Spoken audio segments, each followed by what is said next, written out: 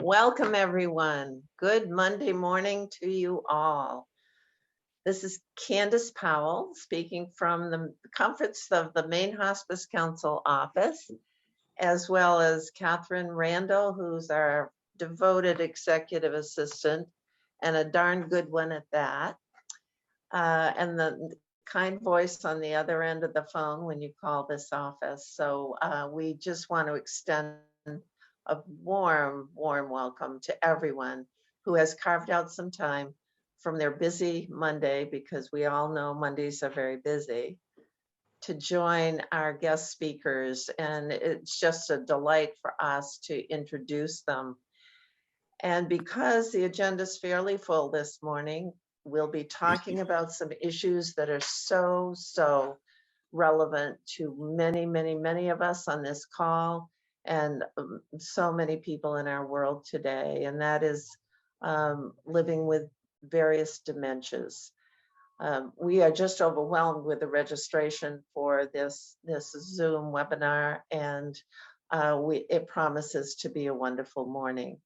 So without wasting the speaker's time and all of you who have joined us, we will just launch into probably what will turn out to be a very robust conversation and some really pithy reflections and insights and experiences from all of those attending today, and especially a shout out to our two speakers, which I will be introducing.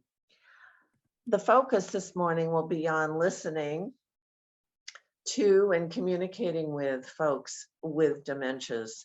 And I think that speaks for itself, and I will turn it over after introductions to our guest speakers so they can take it from there and direct the conversations with all of you this morning.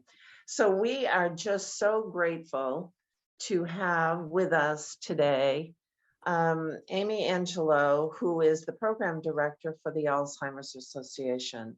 And I had the pleasure of speaking with Amy, several weeks ago, when first I called to see if she might be interested in working with us and finding speakers for us this morning. And Amy, in turn, and I'll introduce Ann more as we go along this morning after Amy does some introductory remarks, but Ann Romney is also with us, I think from New Hampshire, right, Ann? Yes, yeah. So Amy Angelo, and I will tell you a bit about her. She is quite accomplished. She is, as I say, program manager for the Maine Alzheimer's Association. But she also has a background in conscious change management, which is fascinating to me, strategic business development as well. And she works on large scale system change, which is near and dear to my heart for sure.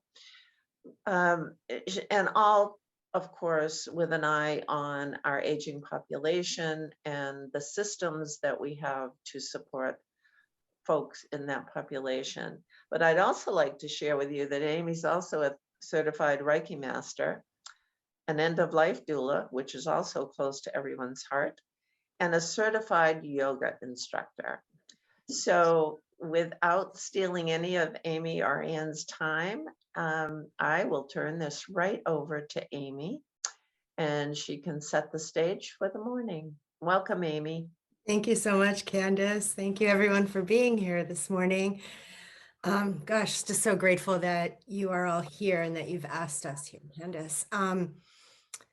So I am the program director for the state of Maine for the Alzheimer's Association, and what we do, perhaps some of you have had interaction with the association and used our programs and support before, but we do provide programs and support to all those facing Alzheimer's and other dementias. We advocate for their rights. So we have a lot of ambassadors in the state who do advocacy with state legislation, and we also promote the research around Alzheimer's and other dementias. And I'm sure all of you are familiar with the walks to end Alzheimer's and our longest day, our fundraising events that allow us to provide this vital support. We do have support groups that we promote, and I just want to make mention to one of them that is specific to grief for those who have lost someone to a dementia or Alzheimer's. So they're virtual, and people access that group from all over, actually, the country, mostly within the region. But just if you would like more information, that information is on our website. And Ann's going to speak to a lot of the other programs that we provide and how we do that. And just as an aside, also, I was a caregiver to my father who had Alzheimer's, and he lived with me for the last 6 years of his life. So both not only have I worked in it with different programs such as like the PACE program, which I don't think is here in Maine, but program of all-inclusive care for the elderly. I was with them for 12 years, and but also I have a personal experience of being a caregiver to someone with Alzheimer's. So this is very important to me, is sharing information. And I will turn it back over to Candace to introduce Anne. Thanks. Thank you, Amy. We're delighted that you're here with us, and you'll be doing some of your own technical manipulation with Ann's slides and all of that. So thank you so much. I would like to take a minute before I introduce Anne formally to welcome Dr. Lauren Mikolakis with us this morning as well. She just put in the chat that she was here and would be here all morning. And Lauren, I have shared that you've done some very, very interesting work for your capstone project with caregivers, and they are both delighted and would love to have you join a bit and share what you would like regarding your outcomes. So that will happen sometime through the morning. So thank you, Lauren, for being with us as well. Thanks. Now it's my privilege to introduce Anne Romney, and I probably am not going to do this justice, Anne, because your experience probably could be on several pages instead of one little short bio, but I'll try to do you justice, my dear. And to everyone on the call, it's been a privilege this morning to just have a little time with Amy and Anne before we all collectively got together. So even in a brief few minutes, it was just a delight to listen to Anne and speak with her. She is with the Maine chapter of the Alzheimer's Association, but she has a master's in education as a broad background and in counseling from Lesley University. Anne is, I think, speaking to us from New Hampshire, if I'm not incorrect, right, Anne? That is correct. She has been a volunteer presenter for both Maine, New Hampshire, and Massachusetts chapters of the Alzheimer's Association for about 11 years or so. And probably that's a modest recounting of that. I'm sure she has many, many, many years under her belt. Her background in education and group facilitation probably has, given her many, many opportunities to work in and weave in her work with Alzheimer's. And I'm sure no matter where you are, Anne, you always have an opportunity during just a general conversation to tap into that wonderful, vast experience you have with this topic, both professionally and personally with family and others. So we are just so thrilled to have you with us this morning.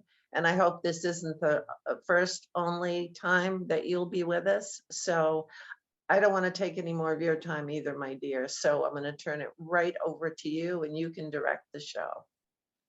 Thank you, Candace. And also Amy, so much fun to learn some things about you that I didn't know. So it's great. So yes, I am in Portsmouth, New Hampshire is where I'm zooming into you all today. So I'm right on the line of the Maine, New Hampshire border, literally. Very happy to be able to be here though with this nice large group. This is a good sized group. We often do programs that we have maybe 15, 20 people. So we're at twice that, which is great. Yet I still want to make sure we have plenty of time for people to ask questions. Amy will be monitoring the chat for me because when I'm presenting, it's very hard to do that, but we will stop along the way. Lauren, if your piece fits at a particular time and we can be flexible, please just raise your hand or say, this would be a great time and let's get your piece in there. I think it's really important we fit that in at the right time. So you judge that if it's a time when it's something you feel like you could slip in there. We do have many different programs. So this is somewhat unusual for us to present these three. One of them is the middle one that we're doing on effective communication is really one of my favorite programs because it's very strategic and has lots of really practical things. But we're going to be looking at sort of the bigger picture of what is dementia and the impact that it has, which is extraordinary. So you're all coming from very different places here, professional, personal, and for many of us, that is the case. We have professional capacity for this issue, but I think it's fair to say that most people of a certain age know someone, whether if it's a member of your own family or your next door neighbor or your best friend's mother. This is dementia and Alzheimer's is something that impacts so many people. So I think it's, yes, I do, Candace, to your point, I have the opportunity to talk about this all too frequently because too often I run into people who are struggling with this with someone they know in their family or questioning whether they themselves are experiencing cognitive decline. So I think this is something that we all can understand on a personal level. So with that, I'm going to start. Our first one is Dementia Conversations. We'll take a break just in terms of housekeeping kinds of things. This program will probably be about 45 minutes.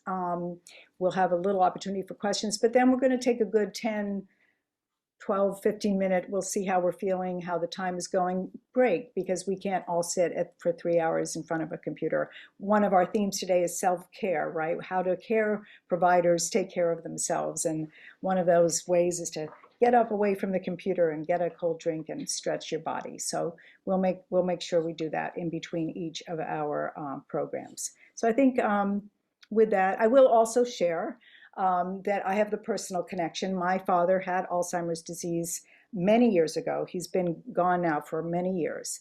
But at the time we knew nothing.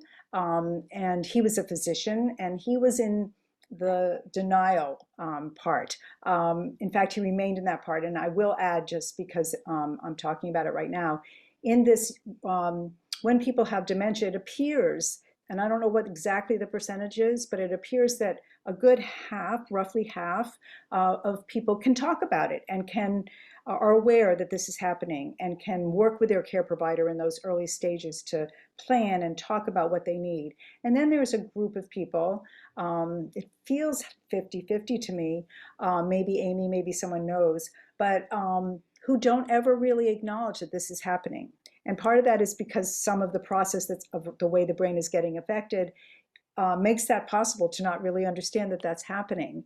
And some of it is denial, but then it makes it even more challenging to really understand what is the person experiencing at any given time.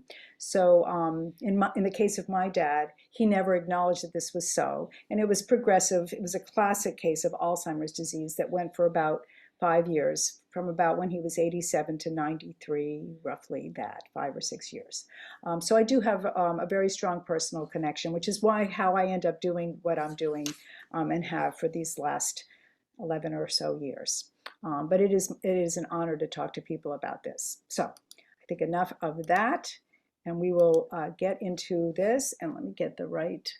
I am hoping that you are all seeing this clearly. And do let me know if it is not. Let me get. It looks good. Looking good?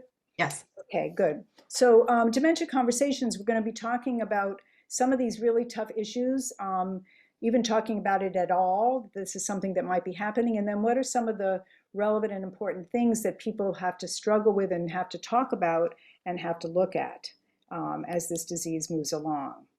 So some of the challenging things right from the get-go is, do we check this out? Are we seeing something happening?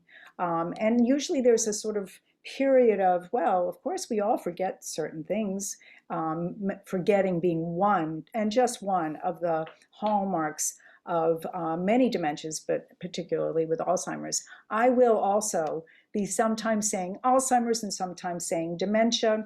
We'll talk a little bit more about those words and those terms, but I occasionally sort of move in and out of those two words. And what we're talking about here, Alzheimer's is just the most common form of dementia, but what we're talking about applies really with anyone having cognitive decline.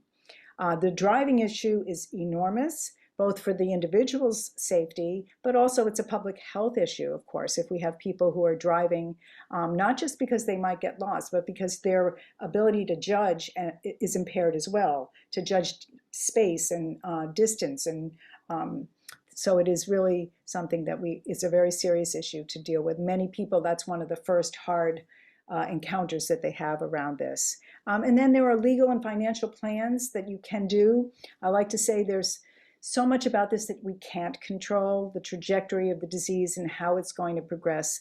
Much of that is beyond our control, but there are a lot of things that we can do in terms of how we manage and how we live with this as family members, as care providers, that we can have control over. And so we'll focus on those things.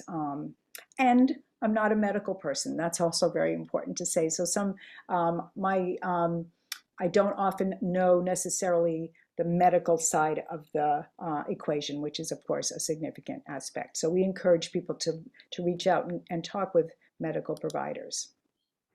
What we're doing today is talking about how people can break the ice around this very, very challenging and emotional conversation to have. Help you plan ahead and build a care team. We talk a lot about a care team. One big message for every program that I ever engage in is the message of individuals should not deal with this alone. This is way too much for any single person to handle on their own. They need professionals, they need medical professionals, legal professionals, respite care providers, community people, neighbors, friends that they can talk to, support groups. There's information. And we really are strong advocates that people take advantage of those resources and not try to do the heavy lifting by themselves. Some of the most beaten down people I see are the care providers that are trying to do it all and are not taking breaks and not taking advantage of some of the support that's out there. It really is very crushing for an individual to try to deal with. So have that care team. We encourage people to do that. Give you the opportunity to hear from people. We have little videos that are real people who are experiencing living with someone with dementia or Alzheimer's. And then make sure that everyone is aware of the plethora of resources that the Alzheimer's Association has to offer. And Amy can talk about that as well. So one of the things we know is that it's very easy not to talk about something difficult. And if we think that this is something happening, there are so many convenient and even relevant excuses. Oh, I don't have to deal with this. I have a family member, a sister that lives close by. There's an individual here that's fiercely independent. We can't talk about this. She will be offended. Oh, we're just starting to notice some changes. We're not even sure that it's happening. So the blue excuses are the excuses that maybe you might have if you're a care partner or a person, a family member. On the other side, on the purple side here, we have the kinds of excuses or denial pieces that you might hear from the person experiencing some cognitive decline. Oh, you're busy, you have your own life, I'm fine, don't worry about me, wait till you're my age. Things get a little harder than they used to be. So we know that these are the human components that come into making conversations about this challenging. And there can be many other reasons that people can avoid these things. We have a lot going on in the world right now, right? So we're all very, very distracted. However, we do think that conversations early on are very important. And we're going to go through a few steps around what makes for a successful conversation. Sooner is better. We really do encourage people to get on the front end of this to the degree that they can. That isn't easy. It's a human reaction to feel overwhelmed with a diagnosis of some form of cognitive decline. But if you can reach out and realize that there's so many benefits to getting onto this earlier on, one of which is that cognitive decline may be caused by something entirely unrelated to Alzheimer's or another form of dementia. And it might be even something reversible. So there are lots and lots of good reasons to get in and talk about it and get to medical people, etc. So sooner is better. We don't want a crisis. Let me see if I can advance this to the next. Doesn't want to. Okay, developing a plan. So we're going to go through some steps around what people might do to have a plan. What are the components of a plan to deal with this? But you do need to finesse this a little bit. It does, everybody is individual. Every individual going through something, experiencing cognitive decline is different, but also the dynamic of the people around them is different. So you have to figure out what's going to work in this particular family dynamic. We encourage people who are close, and that can be a professional, like some of those of you on the Zoom here today who work professionally, but family members, take notes, observe these things, because as things start to develop or evolve, there may be a variety of different pieces. It's a bit of a puzzle that you're putting together. Rather than just sort of being vague about it, if you can be specific and start to take note of these things, and then people can compare notes, check in with different family members or people that know the individual in a more professional capacity. Have they been seeing some of these changes that you're seeing as well? Conversations of this sort, this was an interesting dynamic in my own family. My brother was one to not really plan timing or place, and he would just sort of bark out observations of, well, you're really not remembering things, or you're really repeating things a lot, Dad. And this is probably not the most effective way to do this. We know that having some thought put into what kind of conversation, how will you present this, timing, place, having plenty of time for this kind of conversation, the sensitivity that one needs, the empathy that one needs to broach subjects as challenging as this. So practicing it and thinking about it, and knowing how and where and when you might broach the conversation. And then, of course, it's not one conversation. It's probably many little conversations, and which is actually something we suggest, is that you don't sort of bring the whole thing and drop it down in one big mega conversation, but rather that this is something you might gently start to talk about and then talk about a little bit more, and have the right time and space to do all of that. And so I had really alluded to this already. Talk when you're both relaxed and comfortable. So it's not when you're rushing out the door. It's when, and people have different times of day when they typically feel more rested or more open and more calm. So you want to try to take advantage of that. And this is a heavy subject to raise up with anybody. So you want the optimum conditions for that. So one of the first conversations that someone would have is about getting a checkup and finding out if something's going on. This idea of going for a workup. What would be the reasons that could be challenging? It's frightening. We've probably all had medical things, whether cognitive related or otherwise, that it's a little scary to go really find out what's happening. So that kind of fear always comes into play. There can be anger. Anger is something that often people with dementia, Alzheimer's might exhibit even more so than they had in the past. So that's one aspect of the anger, but also just people can feel really angry that this is happening, that something might be happening. And the stigma.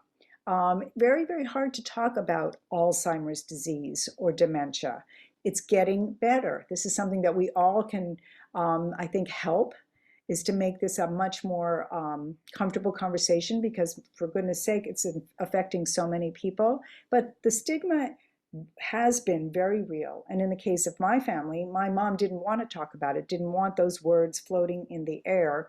and would try to hide that this was happening. And sadly, she had several other friends who were doing the same thing. So where they could have been sharing, in that generation, there was, I think, even more stigma around this. So we really want to understand that that can be there and do the best that we can to diffuse that stigma, because that can be a barrier to what's on the right side of this slide, which is getting a diagnosis, getting checkups, and getting the help that you might be able to get. So there are things, and there, as I said, there are other conditions and reasons why people might be experiencing some of these signs that require an adjustment of medication or something else even more serious that might be going on. So it is very important not to ignore. We will listen to Donna talk about her experience. I think you have to be honest. I think that's the important thing with it. To get a loved one to the doctor, I think you just need to be candid and honest of what are you trying to do. We're trying to understand what we're up against. It's just so important to do that, because you can't battle something that you don't know what you're battling.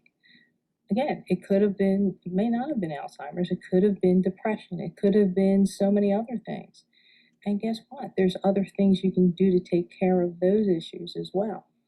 But that's what you need to be able to do. You can't ignore something. It's not going to go away.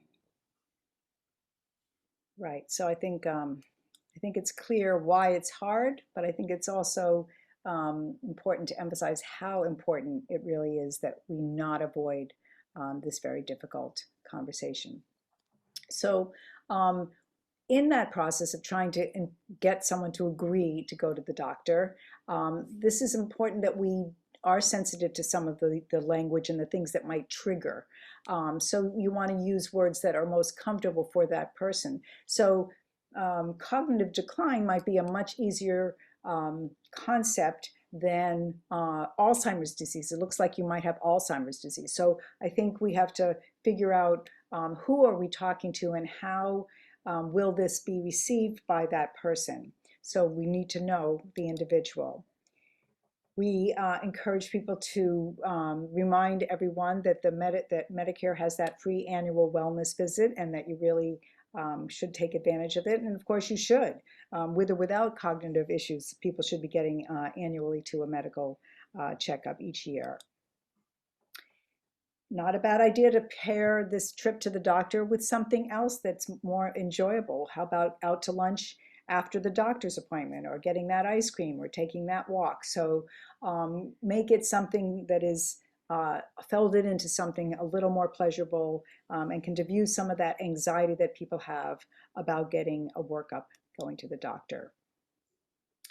You may want to invite other people close, whether it's family members or other professionals, other people, to give information so that you can communicate your concerns to the doctor. You as a family person, if you're going there and you have that HIPAA permission to talk about things, but you want to gather some information so that you can communicate those concerns.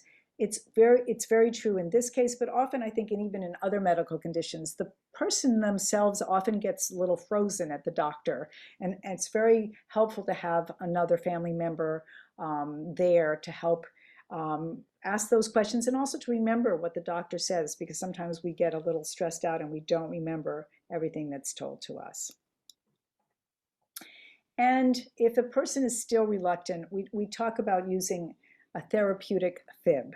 And what do we mean when we talk about a therapeutic fib? It might be something like saying, if you don't get to the doctor once a year, Medicare, they'll charge you anyway if you don't use that, or you'll get a little extra charge. They really need you to go to the doctor every year.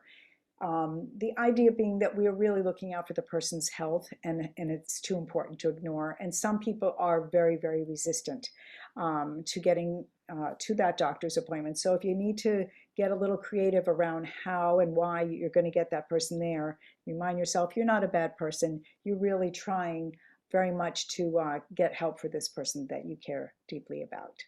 So we're not big advocates of lying, but we do suggest that the therapeutic fib could be a useful tool. So the driving issue. and it is a very big issue, and it's one that we could really talk about for hours because it's complicated, and it touches on so many different things. The independence a person has that's attached to their ability to move around at will by driving a car is enormous. And Alzheimer's and other forms of dementia are all about loss, just one loss after another, and things slowing down and not being able to do things you've been able to do before. So there's all of this, and your dignity around the privilege of driving an automobile. Often it's in my case, and I don't think this is unusual, my dad's the person who taught me to drive, and now I was in the position, flipped position, where I needed to get him to stop driving. I was part of, along with my mother and my brother, a team of people trying to get my dad to stop driving, and he was in complete denial there was any reason he should not drive. So it is very, very challenging, this conversation. Rarely, I would say, of all the people I've spoken with who know people that shouldn't be driving, if it's 2%, I would be surprised where the person said themselves, I shouldn't be driving, and handed over the key, which means there's 90-something% of people who should stop driving when it becomes related to a cognitive decline and don't want to. That is problematic. So it is something that many people will encounter.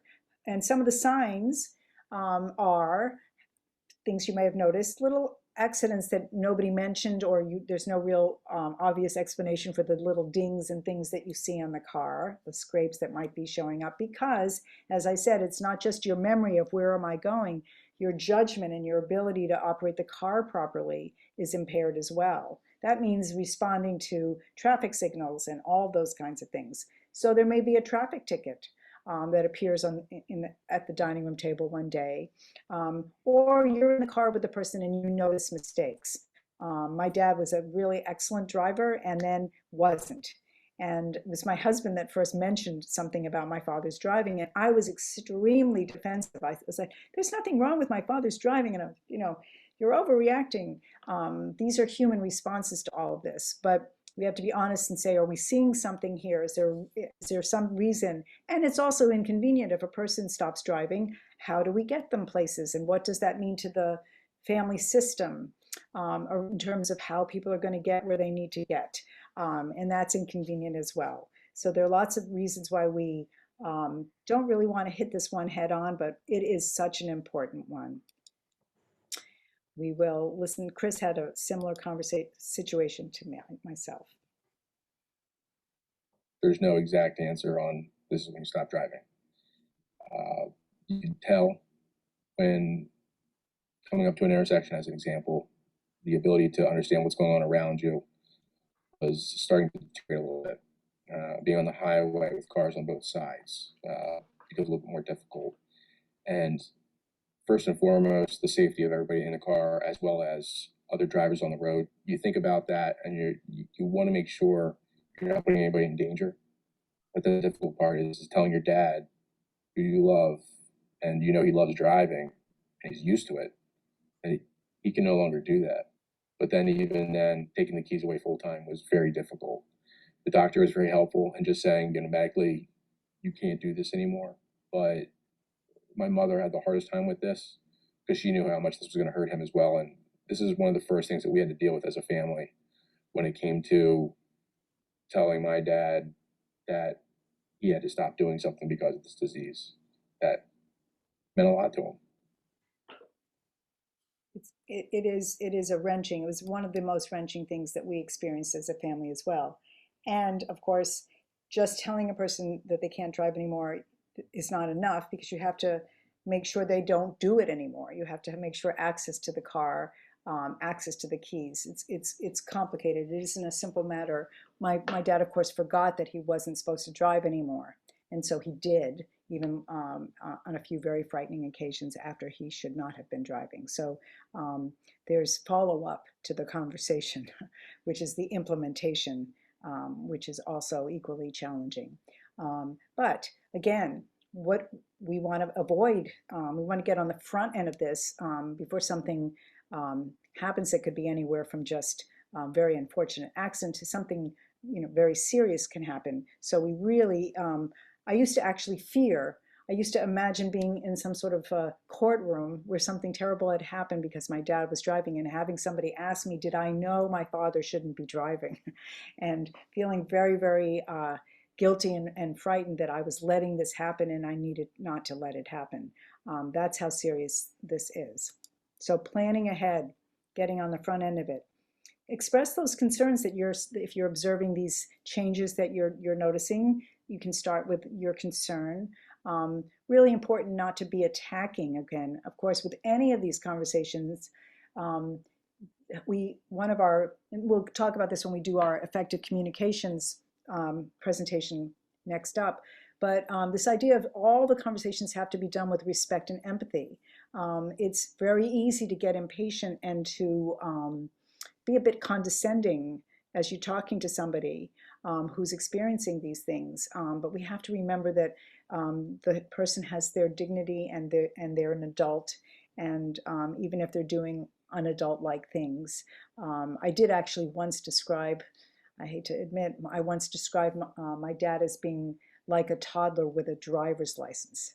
So, because that's how it felt at the time. But we have to really work at our own, we are not perfect, and this is very challenging. So we all experience some of these moments.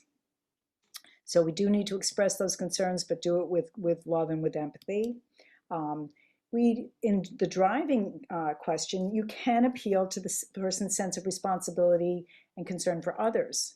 So for some people that will work, that will make sense, and a person will say, well of course I don't want to hurt anyone else. But then they may forget that they don't want to hurt anyone else. So this is not, I wish that all these things were really simple and clear and you can write that down and say, oh, okay, that's what we do. The nature of the beast is that some things will work and some things won't, and it's nuanced and it's changing, and you have to be adaptive and ready to sort of try a plan B or C. So we're going to listen to Sheila talk about her experience with this. Some tips on having the conversation is pointing out, especially for my father, the potential danger to others that it may cause if he's behind the wheel. And just talking about it from the standpoint that this is not only the best thing for you, but this is also the best thing for others around you. And these are some of the alternatives, making sure that this is what's going to happen, having a plan. If mom can't take you, then Uncle Thomas or will be here to take you, and we will make sure that you're getting out of the house and that you're doing some things. So, presenting the bad news, but then also presenting the plan. And for my father, that's really, really important to have a plan. Yeah, I think Sheila makes a really important point here, which is we talk about these losses. So if they're losing their independence and their ability to drive, before you take that away, do have that plan. So, yep, we're not going to have you driving, but we do have this way in which you will still be able to get to your appointments, to have lunch with a friend, whatever it might be. So go in there prepared. That's part of what we're saying about being prepared, having those alternative plans in place. So we're talking about, we've already done those first three slides, but we're now addressing this idea of having the alternate plan for transportation isn't necessarily that easy to come by, so you have to do some homework and figure out what resources are in your community. Many different communities do have adult vans that will take people places, so you can check with your senior departments in your own communities to see what kinds of things are available. Sometimes you can get a neighbor who happens to be going somewhere. And we will talk about this, I believe, in some of these programs that we have this morning. But one thing we tell people to do is let their neighbors know. It's very helpful to have some support in your community. And if you have a neighbor and they know that this is true, you can call on them at some point if something's happening and you need some help. Or if your loved one wanders or a person is wandering, if a neighbor knows this, they can help bring that person back. We even encourage people to let the police department in their community know if the person's driving erratically, they may be able to pull them back and get them back home, or if they're wandering, again, they can be of help in that way too. So reach out to the community as opposed to pulling in. And I think sometimes people isolate when this is happening, and it's exactly what they shouldn't be doing. They really need to be reaching out. And then trying to get some professionals. Sometimes it's very hard for a family member to get that message, particularly around the driving issue, across, and the person can be angry and push back. If it's a medical professional that they trust, and it could be just a neighbor, even somebody that they really respect, a clergy, somebody that can get that message across around the critical importance of a person not driving when that time has come. So sometimes it's easier to get that to happen from somebody outside of your immediate relationship.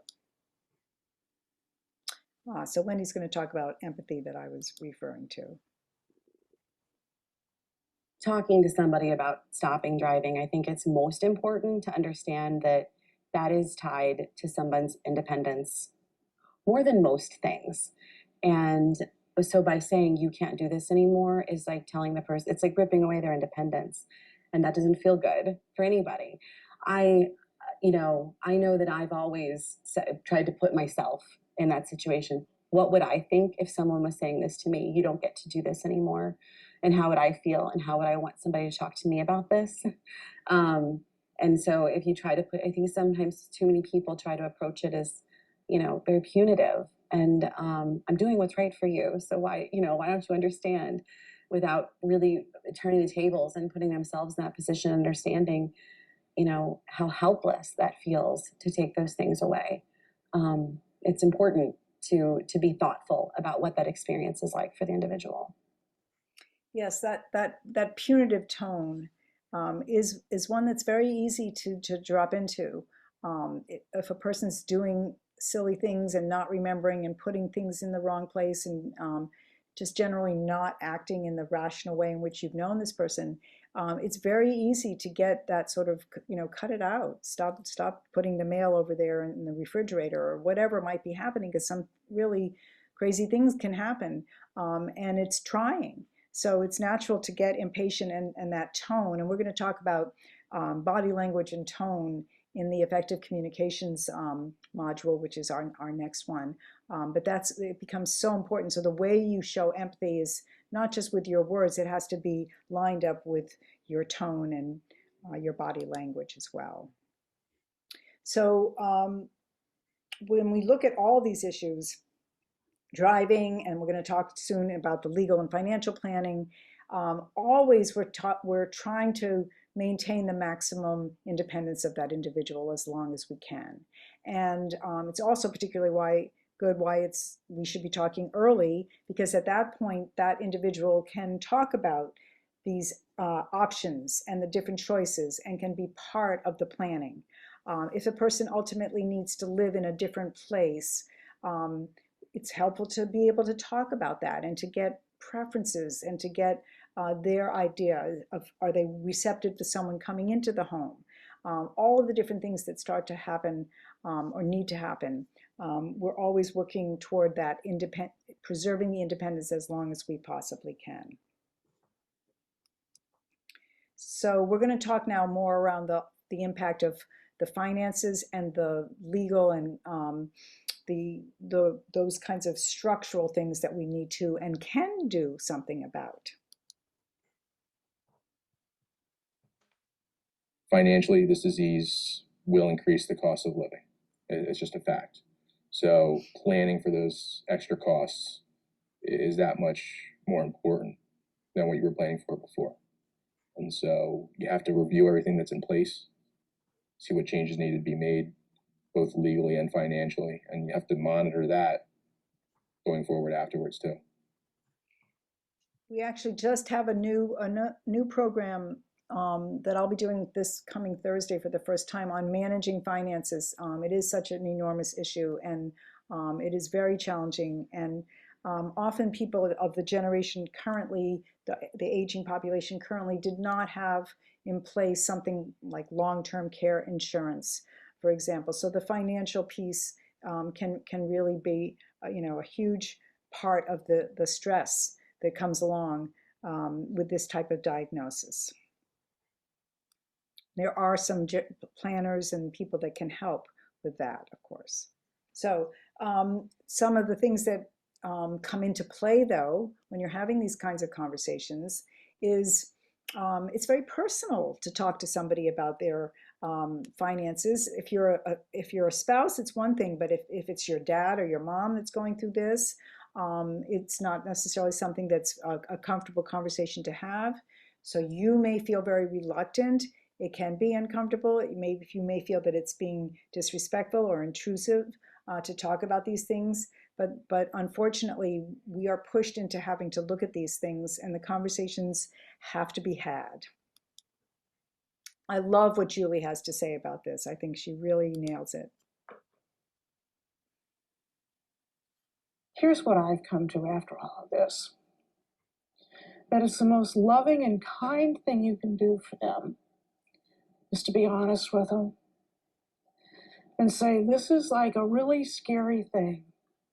And I feel a lot of discomfort bringing this up to you. But I tell them, if you're going to be the one who's going to take them on this journey, then you have to tell them, I'm going to be here on this journey with you. And there are things that we have to do to get this in place. We're going to go on this journey together. I've told you I'm going to be here with you till the end. So let's get this ready. It's like we're going to go on an ocean ship. We've got to get things packed up. We've got to figure out what we're taking with us. We got to get ready. And the things that we have to get ready, we have to make sure that we know which doctors you're going to be using. I need to get this signed, okay? So that if you go in there and they have to do surgery, for example, I got to have this durable power of attorney for healthcare for you. I have to have this worked out, okay? Now, if for some reason, okay, you need to go to rehab after something, I have to have these documents here, the financial stuff, so I can get these things taken care of for you while this is going on. I don't want to have anything get in the way of us being able to progress and keep doing this. I said, it seems hard because it's hard in our heads.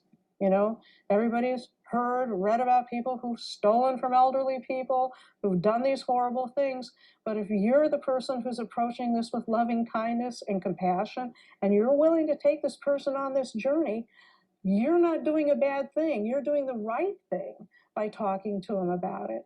And you approach it from the standpoint of, I'm here for you. I'm doing this for you. We're going to do this together. And I'm going to help you through this. And these are the tools that I need to make sure that we can do this. Yeah, I think she really says it the way it needs to be. So some tips here to help with this conversation around the legal and financial. As she just said, begin by explaining that you're in this together. So this isn't, I'm against you, I'm taking over, but we're in this journey together.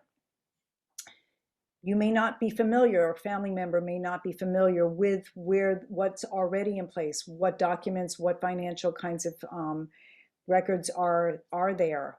So we need to gather those documents from the get-go, figure out what already exists. Are there living wills? Where are the accounts, etc. So all of that needs to be found out. Another reason, of course, to be doing this early while the person can still engage and help you understand the bigger picture.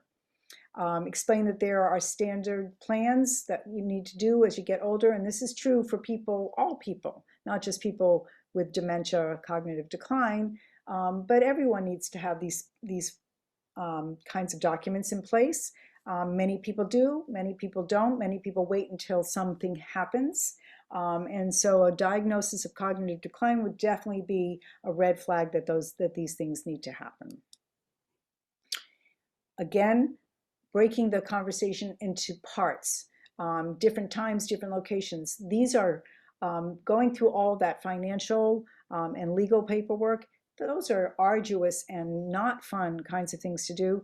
you would not want to do a whole marathon of those. You would not want to sit down and say, okay, today we're going to take care of all of this. It needs to be doled out in little manageable pieces. Maybe you do a little bit over the course of several weeks to put these things in place. And maybe you take a break and go out for lunch as well. So it isn't a fun thing to do. Even in the best of times, these things typically are not too much fun. And then involve others as needed. So if it's a financial planner, an investment person, there are lawyers that do that help people create living wills, healthcare proxies. So there are the Alzheimer's Association can help refer people. We have our helpline, and you can get names and referrals of these kinds of professionals that are available to help with these types of really important pieces. And again, these are the pieces that we do have some control over. So we talk about a team, and let's look at the different components of the people that would be part of a team when we talk about this. Well, of course, in the center is the family. Typically, it is the family that is closest to the situation and living with it day in and day out. But we encourage people, even within the family system, to reach out to each other. It doesn't have to be that everyone is living right there. And somebody who's living far away, excuse me, can still be playing a role, can be making phone calls, can be talking to lawyers, can be talking to different health or living options. So we want all the family members that can be to be part of it. But then there is the medical team. There are friends. People can reach out to friends for support, for help, for logistical things, for helping getting somebody to a doctor's appointment, for taking somebody on an errand, for someone to talk to about what's happening. So friends, we should never forget about the peer support. The workplace, particularly if this is an early onset diagnosis. So we know that, sadly, some people in their 40s and 50s develop dementia. There's a form of Alzheimer's that we call early onset Alzheimer's. And this can happen while a person is still at work. This, of course, comes along with a whole additional set of challenges because the person is still making money, and what happens to the loss of that income. So it's a very serious development.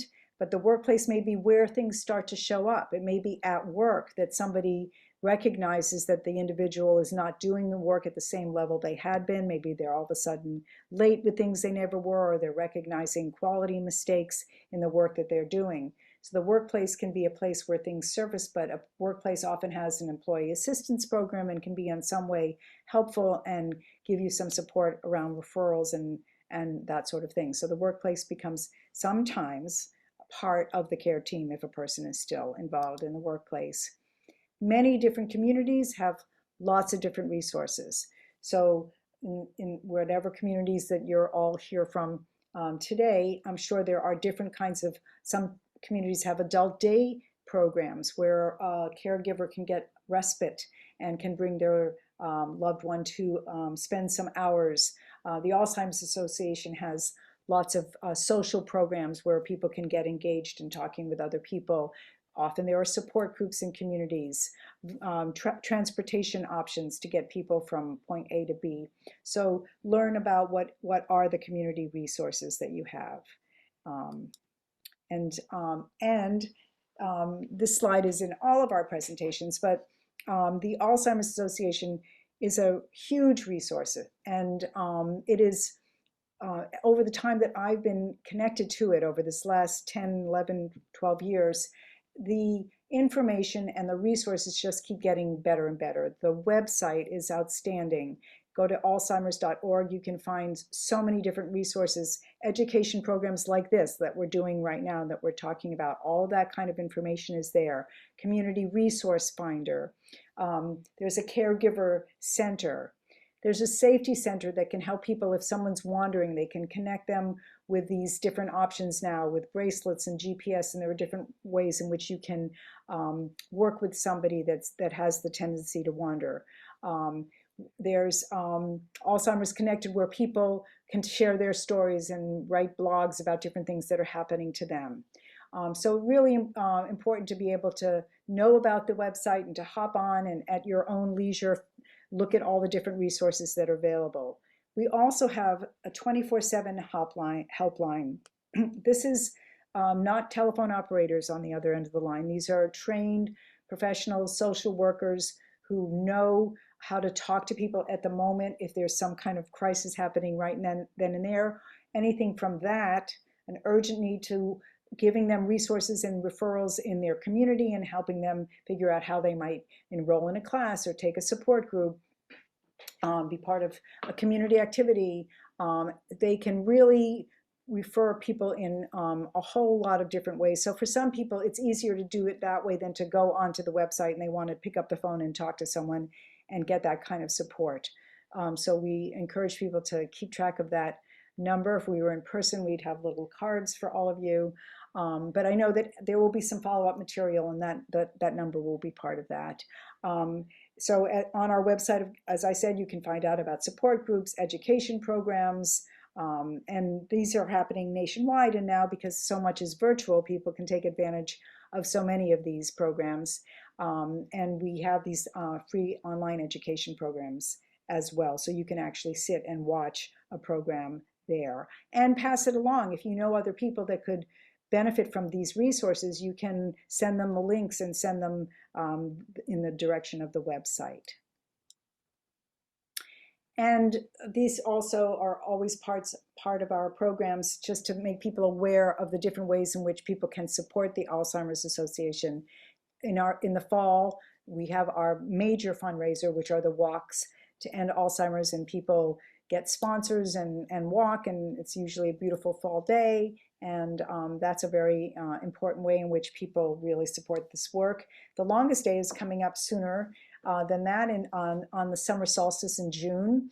We encourage people to do their own, sort of create their own fundraising day, which could be hiking, riding a bike, knitting, baking, something that they're going to do, that they're going to get people to sponsor them. It brings awareness, and it brings much needed funding. Advocacy, I think Amy mentioned this too. A lot of people help the Alzheimer's Association and help this cause by writing to their state and federal legislators to encourage the support of funding and resources. And I'm happy to say that even throughout the pandemic, the research for Alzheimer's disease has continued, it's ongoing. They're always working with different trials. You can see this last, on the bottom right there, we have something called Trial Match, which will pair an individual with a particular type of trial when it's appropriate. And it's not just drug trials, it can be lifestyle trials as well. We know that what people eat and how they exercise and their level of social activity, there are a lot of correlations that we're seeing now in terms of those things and the impact that those things have on how people can slow down the progression and or even the onset of some form of dementia. So the Trial Match is something that is able to be accessed on our website, or you can ask somebody on the helpline how you can learn more about that. And it is a largely, there's a huge volunteer component to the Alzheimer's Association, anything from the kind of thing that I'm doing here today to the people who lead support groups, or people that engage in social activities or do the advocacy work, all of that and more. So those are the things to know. And this message that is always so important: no one can do all of this alone.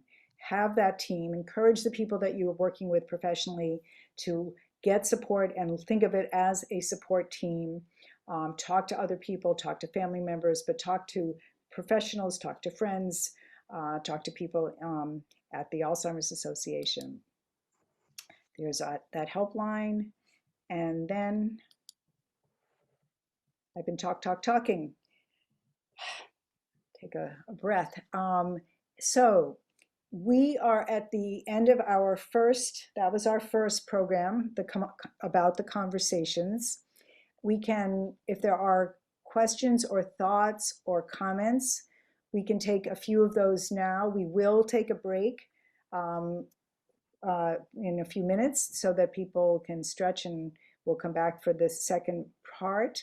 But any questions? I'm not great at looking at the chat and looking at all of you. So Amy, anything or anybody? Yes, I just wanted to highlight Anne Olivo, I don't know if I'm saying that correctly, put in the chat about her friend who does driving evaluations, pathways, rehab services. And I went to the site.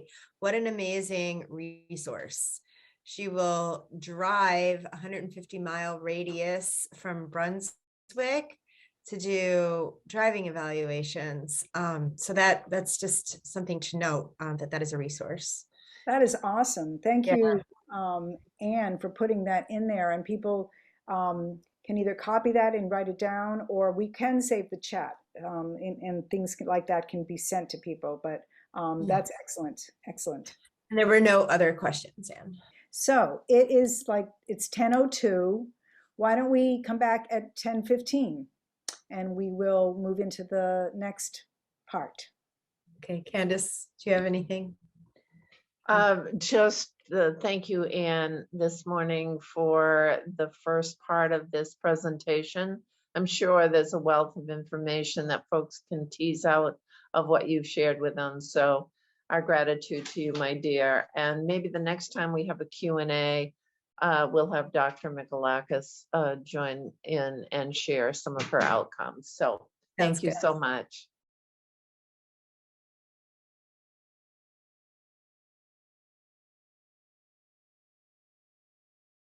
All right, well, welcome back, everyone. If most of you, it's hard for me to know if people are back or not entirely, but I think we'll just keep with the program, and we're going to jump right into this next program called Effective Communication. And as I said, I do think it's one of our best programs because it is so practical and has some really very clear, specific kinds of strategies to help people as the disease progresses. The ability to communicate, of course, changes as well. And we need to keep adapting.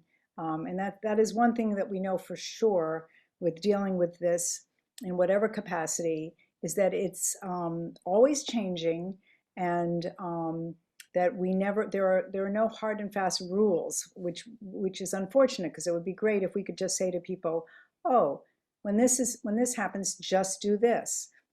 If it were so easy, it would be quite wonderful. But actually, we really have to be always on our toes and trying to figure out what is the best way to connect with and communicate to a person who's getting harder and harder for them to be able to use words and express what's happening and how they're feeling and what they're thinking. So this particular program is designed to explain those communication changes that take place throughout the course of the disease. And we'll talk about sort of stage 1, 2, and 3 the different phases. Of course, it's not cast in concrete, and different people progress and change in different ways. But there are some general kinds of things that we've come to understand occur in the sort of early, middle, and late stages. The idea is to also help people decode some of the verbal and behavioral messages that are coming at you from a person with dementia and respond in ways that will be helpful to that person. So we have to get to be a little bit better at being a detective to figure out what a person may be trying to tell us or express to us. And then we are going to identify these strategies to connect and communicate throughout the different stages of the disease. So just a broad slide here around communication. You know, it's so much more than just what we say or what we write on paper. There's all these different ways in which we're communicating all the time. And one of the most significant things that is very operational in terms of how we communicate with someone who has cognitive decline is our tone of voice, our body language, how we're leaning in. And this is a very important part that we can control some of that. It's not always easy, but we can be aware of what we might be saying with our body and our voice tone and our eye contact or the lack of that, our facial expressions. And communication it gets challenging around making decisions that need to happen, the ability for us to listen to a person, for them to listen to us. So it's giving messages, it's receiving messages. We have all of these components. Communication is complicated, and the room for misunderstanding or miscommunicating is quite high. Even when we are fully functioning cognitively, it can be challenging. We know this. So we talk about stages. The early stage, also known as mild, a person is still quite able to convey their thoughts and feelings through the use of language. So in the beginning, they may be forgetting a word or two, but they're still pretty capable of communicating, also still able to make some decisions about their future care, but maybe beginning to misinterpret what others say. So I like to use the analogy of a computer processor. And as this is starting to happen, as cognitive decline is developing, that processor is getting slower. So it may be able to get to that piece of information, but it may take longer, and it may mix it up a little bit, and it may not retrieve that particular bit of information in the most direct way. So things can start to get a little bit slower and a little less clear. In the middle stage or moderate stage, people may be using more basic words and sentences. So their vocabulary could be getting diminished, and they're still able to communicate with language, with verbal language, but it may be simpler. In which case, what you convey should also be simpler. There's now more of a reliance on those things of tone of voice, facial expression, and body language. And then this really important point, the third point in the middle stage, continuing to need emotional connection and meaningful activity. And this is so important because we know that again, I'm not a scientist, but we do know that the brain, the part of the brain that retains emotions, seems to be there throughout. And even long when a person is not able to necessarily convey what they're feeling or thinking, we're pretty sure that people can feel emotions. In the case, my dad forgot my name, but never forgot that I was a loved one. He always smiled when he saw me. It was very clear that he knew that I was someone close to him. So the emotional connection remains, and that's very important. And we also need to get creative, and that's what a lot of this particular program is about, is how do you engage a person so that there's some meaningful connection, meaningful activity, even as the disease progresses. In the late stage, also known as the severe stage, a person may still respond to familiar words, phrases, or songs. And we're going to talk about music. It's uniquely powerful in terms of how it remains intact in a person's mind and the ability to use it as a connection. So that's a really important piece. We're now relying more in the late stage on body language and the five senses. And we're going to talk about each of the five senses and how you could utilize each of them. And that last bullet is hard to read, but it's the same as the one in the middle stage. Continue to need emotional connection and meaningful activity. Now I'm going to back it up and start to go through each of the stages and look a little more in depth at each of those. So in the early stage, the things you might notice is a person's having difficulty finding the right words. So they may know, I use the example of a watch. They may forget that it's called a watch, but they may say, my time thing isn't working properly today. So they know it's about time, they don't have that exact word. There's that processor issue there, taking longer to speak or respond. It's working, but it's working more slowly. There may be a withdrawal from conversation. This makes a lot of sense. If you're feeling and sensing that you're not as sharp and you're afraid you're not really following what's happening, or you're not going to remember someone's name, or you're not going to be able to keep up with the conversation, you would withdraw. So we might start to see a person pulling back. And a person may be struggling with making decisions and problem solving, something that might seem rather simple, like what to pick off of a menu, this can become confusing. So we have ways in which we advise people to work with that and not ask big open questions and put answers into your question, like, will you want turkey or tuna fish? And keep it directive.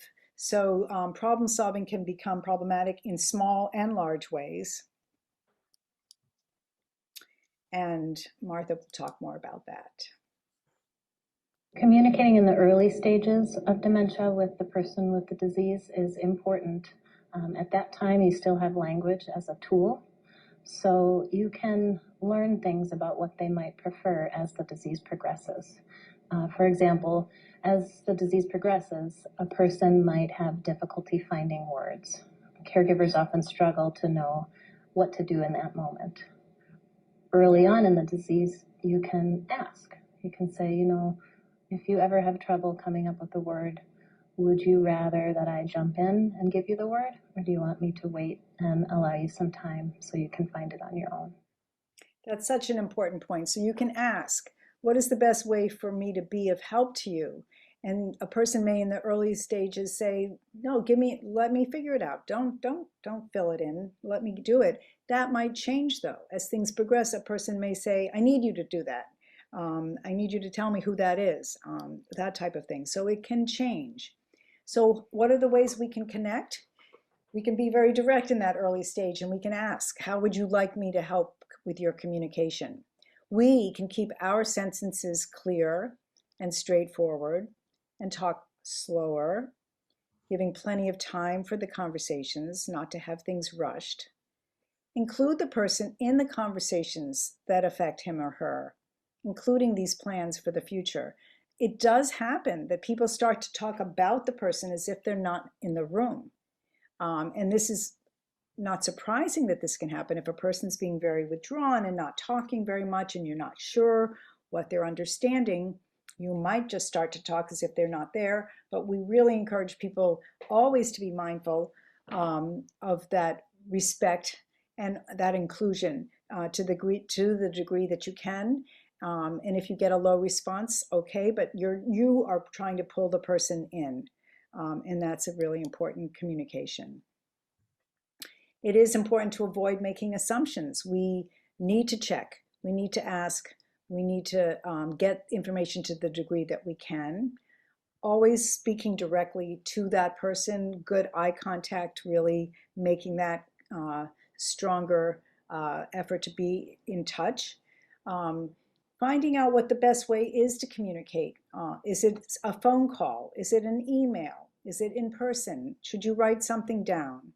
So, and again, it could change, but some people are auditory and want to hear things. Some people need things written down. That's true always. So check in. This next bullet, laughing together, may surprise you a little to see that, since this is a very serious situation and one might think, what would we be laughing about? And I think it is so important to name laughter and the importance of humor throughout all of this. It is a very heavy and hard situation, but it's a very laughing together. If you can laugh with the person who you are caring for, can be such a healing and curative kind of experience. It also can help maintain some sanity, because it is a little crazy making, and some of the things that happen can be overwhelming and at times funny in some way. A person puts something in a crazy place or does something very off. There can be some release in being able to laugh, both at yourself for the kind of thing you might be going through, and laughing together. I think it's really important, and I do think it maintains that connection and brings a little very much needed levity to a very serious situation. Moving into the middle stage, the things that you might notice is increasing difficulty finding those right words. So words are getting more elusive. Using familiar words repeatedly. Well, we all associate repetition with Alzheimer's or other forms of dementia. That may be one of the most common things that people think when somebody repeats and repeats and repeats. This is challenging. It's very challenging for you to be around. Again, you're human. It can be exhausting to have somebody repeat the same thing over and over again. Important to remember that they're not aware that they're doing this, and it's not something that they can control. And I think with that comes the acceptance that this is the way it is. And it's really incumbent upon the people around that person to cope with whatever frustration or whatever challenge that presents. A person could easily start to lose train of thought. Again, that withdrawal, speaking less frequently. And then we start to look at the behavior rather than the words. The third program we're going to do today addresses some of these behaviors and what can we do and how can we interpret and how can we respond. But it becomes the behaviors that become the incoming communication through behavior when the words are no longer really being utilized. If you see a very sudden change, something major very quickly overnight, that is really a flag to go and see a medical professional, because typically in Alzheimer's or other forms of dementia, things don't change very quickly like that. Things happen slowly and evolve, and there are better days and not such good days and better times of the day, but you would not typically see something very large happening. So that might indicate something, maybe perhaps there's been a stroke or there's been some other reason that has caused this major sudden shift, and that would be cause for medical attention. Beverly will describe her experience with her husband. I would advise couples, and I usually do advise the caregiver who comes to the group and is caring for a spouse, that you take your time. Always count to 3 before you respond, because it gives you time to think about your answer and what's going on. Generally, in a marital dispute, it's quick. It's back and forth. You're quick to give an answer. When they've been diagnosed, to sit back and say, okay, you're supposed to be the one that's reasonable here. Let's change how we do this, because there's only one thing you can control, and that's you. You cannot control them and their process. And that's doing some hard work. What she's describing there means that a lot of the onus of the work is on the care providers, care partners. Oh.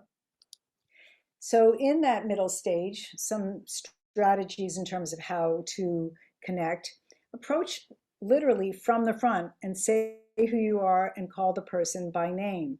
My dad and others I've known have spent extended periods of time in nursing facilities, assisted care kinds of environments, and I've been surprised to see sometimes a care person will come in without even introducing themselves, sort of grab the person and say, we're off, it's time for a shower. There's no connection that's been made there. Why would a person feel comfortable going off with a stranger to take a shower? We have to really create that connection initially with that eye contact and saying who you are and calling that person by name. Create that bond so that there's some trust and security there. Keeping eye contact and getting at a level. If a person is lying down or seated down, get down to their level so that you're really feeling connected in that way. Trying to avoid that criticizing, correcting, and arguing that is so easy to fall into. It's very easy to say, no, you know that you can't go out there and do that now, or you know you're not supposed to drive the car, or you know that person's name. Very easy to fall into that. To the extent that we can control it, it is on us to do so. And it means that we need to get release and be able to get to know when we're getting to that edgy point where we need a break. So that if we're getting into that kind of judgmental, arguey tone, that's when we need to step out and get someone else to step in. So paying attention to your tone and taking your time. Again, time is your friend in all of this, allowing for plenty of it. Now, Rebecca has a good story to share with her mom. She could sense my frustration because occasionally I would lose my patience and I would bark at her. Why are you asking me that question again? I just answered that question 2 minutes ago. And then she would get frustrated because, you know, she was very old school and she's like, don't disrespect me. And I didn't ask you that question 2 minutes ago. It's a new question. So phase 2 of our relationship was like, okay, that's a new question. I'll answer it again. Yeah, so she's referring to phase 2 of their relationship in a sense. So as the disease progresses, your relationship with that person also progresses and changes in ways that you need to adapt to. So in that middle stage, we talk about this idea of being in the person's reality. This is a not new, but relatively new concept of how to be with a person who has cognitive decline. Whereas maybe many years ago, people would try to correct that and say, no, no, no, it's winter. No, no, we're not in Florida, we're in New Hampshire. All this kind of correction. Really now, there's a philosophy or an approach that says no harm in being in that person's reality. You don't have to always be bringing it back to what is actually reality. An example that I like to give is a person may say, I want to see my mom this afternoon. Well, the reality may be that that person's mom passed away 20 years ago.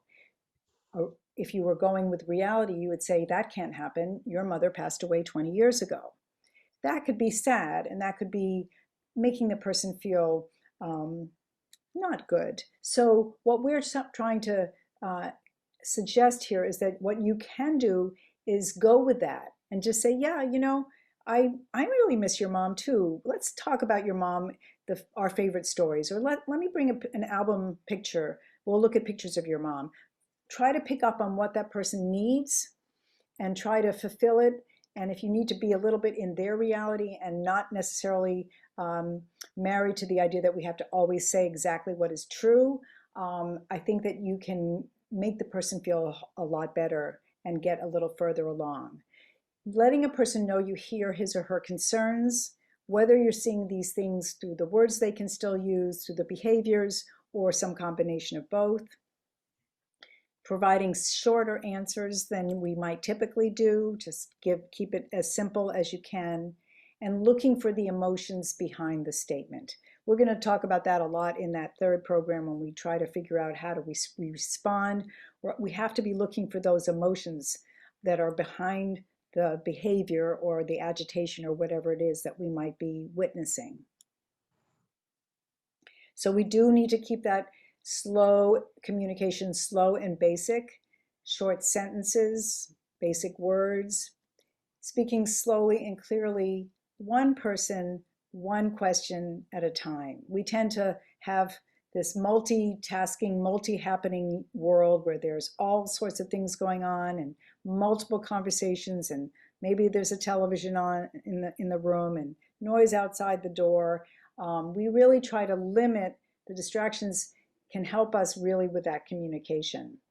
And back to that, Maura Tierney talks about, should we offer to guess the word or fill in if acceptable? It may be that as things are progressing, what wasn't okay with that in early stage is okay now to help with filling in those words, offer a guess. It can be appreciated, or you'll find out that it's not.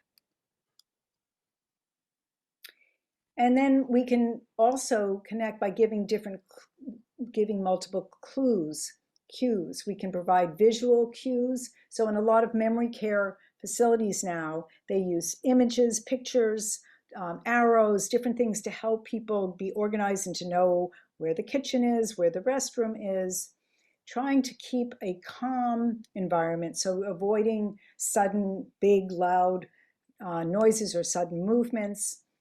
Write things down for the person if that's going to still be something that will be helpful to them. Putting answers into your questions would be like I was talking about for lunch. Rather than, what would you like for lunch? Better that you say, we're having lunch in 15 minutes. I'm going to make turkey or tuna fish. Which would you like? So keeping it quite narrow and simple. Repeating as needed. So not only is that person going to be repeating probably, but you might need to repeat because they're not understanding or remembering what you're saying. Trying to turn negatives into positives. So no, we can't see your mom, but let's look at some of these great pictures that we have, or let's tell our favorite stories.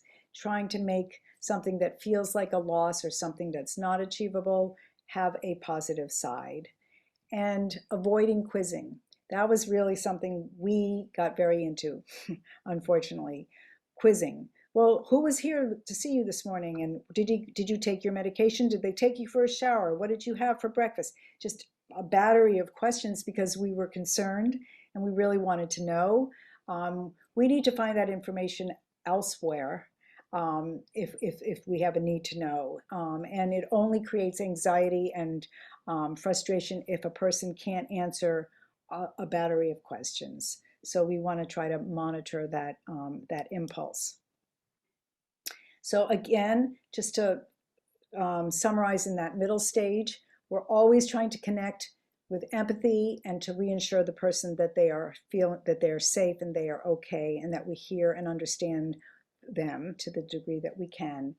Join in that person's reality if you can. Provide that reassurance. Focus on the feelings, not the facts. So the feeling was they wanted to see their mom. They missed their mom. The fact was that couldn't happen. So just really work on how do we get to those feelings and what can we do to address that need. And then validate and redirect. So we have to be good at that sort of segue. Like we'll talk about that in the next one as well, how to divert and distract and move on to something else if a person is upset or agitated. Late stage, things are going to be even more limited in terms of words and sounds. So a person may really be speaking hardly at all. They may still respond to some familiar words. They may respond to your tone of voice, the familiarness of that, or some phrases. To connect at that stage, we really have to listen for any kind of pain, physical pain. That, of course, is something we have to get right on top of, and a person may not be able to tell you that something is happening physically. We have to continue to bring all that respect to each conversation, remembering that what we're really trying to do is make that person feel safe and happy. Keep talking. So even if a person is not able to talk to you, your voice can be very comforting and you can keep talking. So don't shut down because they're not talking. Important to try to keep that going. And then use all the 5 senses to communicate. And we're going to go into looking at how that looks. This is another really nice story. I know that my mom feels aggravated. I know that she feels alone. I know that she feels confused. And I know on any given day, I don't know if I've made it better for her. I try. In these later stages, I've come to recognize that being really aware of the 5 senses is really important. Touch seems to give her a great deal of comfort. I know when I come over, I'm going to brush her hair all the time. My husband noted to me recently, he said, you know, you should see the look on your mom's face when you're brushing her hair. She's just happy. She's just happy. She doesn't say a lot. And I do it for a long period of time. I comb it, I braid it, I do funny things with it, but it just allows me to just be with her in a way that makes her feel comfortable. There was a person, a volunteer in York County, Maine, years ago before COVID, who their way of giving and helping was to go to different nursing facilities, different memory care facilities, and just give people hand massages. Just that touch and that caring was a very powerful way of helping. So we'll talk a little bit more about this tactile touch sense. You can do things like feeling different fabrics, identifying shapes by touch, this hand lotion massage piece that I was just mentioning. You can put something in a bag and have different everyday items and see if a person can figure out what's in there. Touching animals, visiting animals, sculpting using clay or any kind of non-toxic material, Play-Doh. And just the simple touch, just holding that person's hand or the gentle stroke on his arm or back, just that physical connection can convey a tremendous amount of care to an individual. So also visually, people are still seeing things, still able to enjoy pleasure from looking at different things. So you might look at beautiful colored pictures, videos, watching different types of videos that may be of interest to that person, looking at photo albums, looking at books of famous paintings, maybe people if they have an interest in people, go out bird watching, visit an aquarium, painting with watercolors, just being out of doors, being outside can really be visually so much to see. This type of year, it's beautiful to be outside. So using that, and it may be that it's done without a lot of talking at all, and maybe language is not what's really important there, but that you're engaging visually with things. Sound. Well, listening to familiar music. I actually have been talking about this for years and years, the power of music to connect. It's been well established for a long time that this is a therapeutic way of connecting for people who have cognitive decline. I recently, however, watched, just last week, I watched a presentation where someone talked more about this, someone who works in New York. And what was the different spin on this was, I've always thought of using music as an activity and as a way of engaging. What they were expanding on this and saying is that you can use music even when you're trying to do some of these other things like showering, which can be very difficult. Somebody could resist it, or getting dressed, or some of these other things. By having music going on at the same time that you're doing some of the other tasks of the day, it can help that go more smoothly. Music, people will remember the lyrics to music from a song from 40 years ago, and they won't remember what you just told them 2 minutes ago. So we know that music lives in this amazingly different part of our brain. There are programs that use music will often tailor the music to that individual. So they'll ask family members or people who knew this person when they were younger, what kind of music did they like? So then they can tailor playlists that go with that kind of music. And so it's a really wonderful way of connecting. Also, you can listen to recordings of other things, nature, farms, city sounds, animal sounds, musical instruments.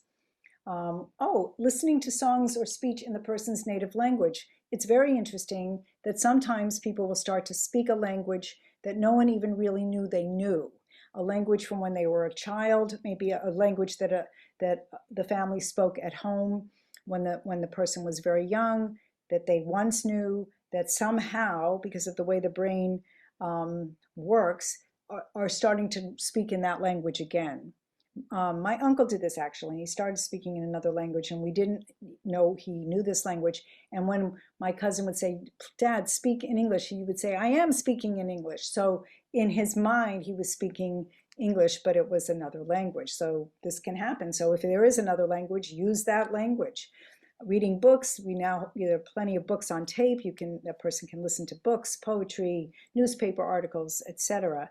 But just the hearing of a human voice can be a comfort and a familiar sound that can help connect. Also, the sense of smell.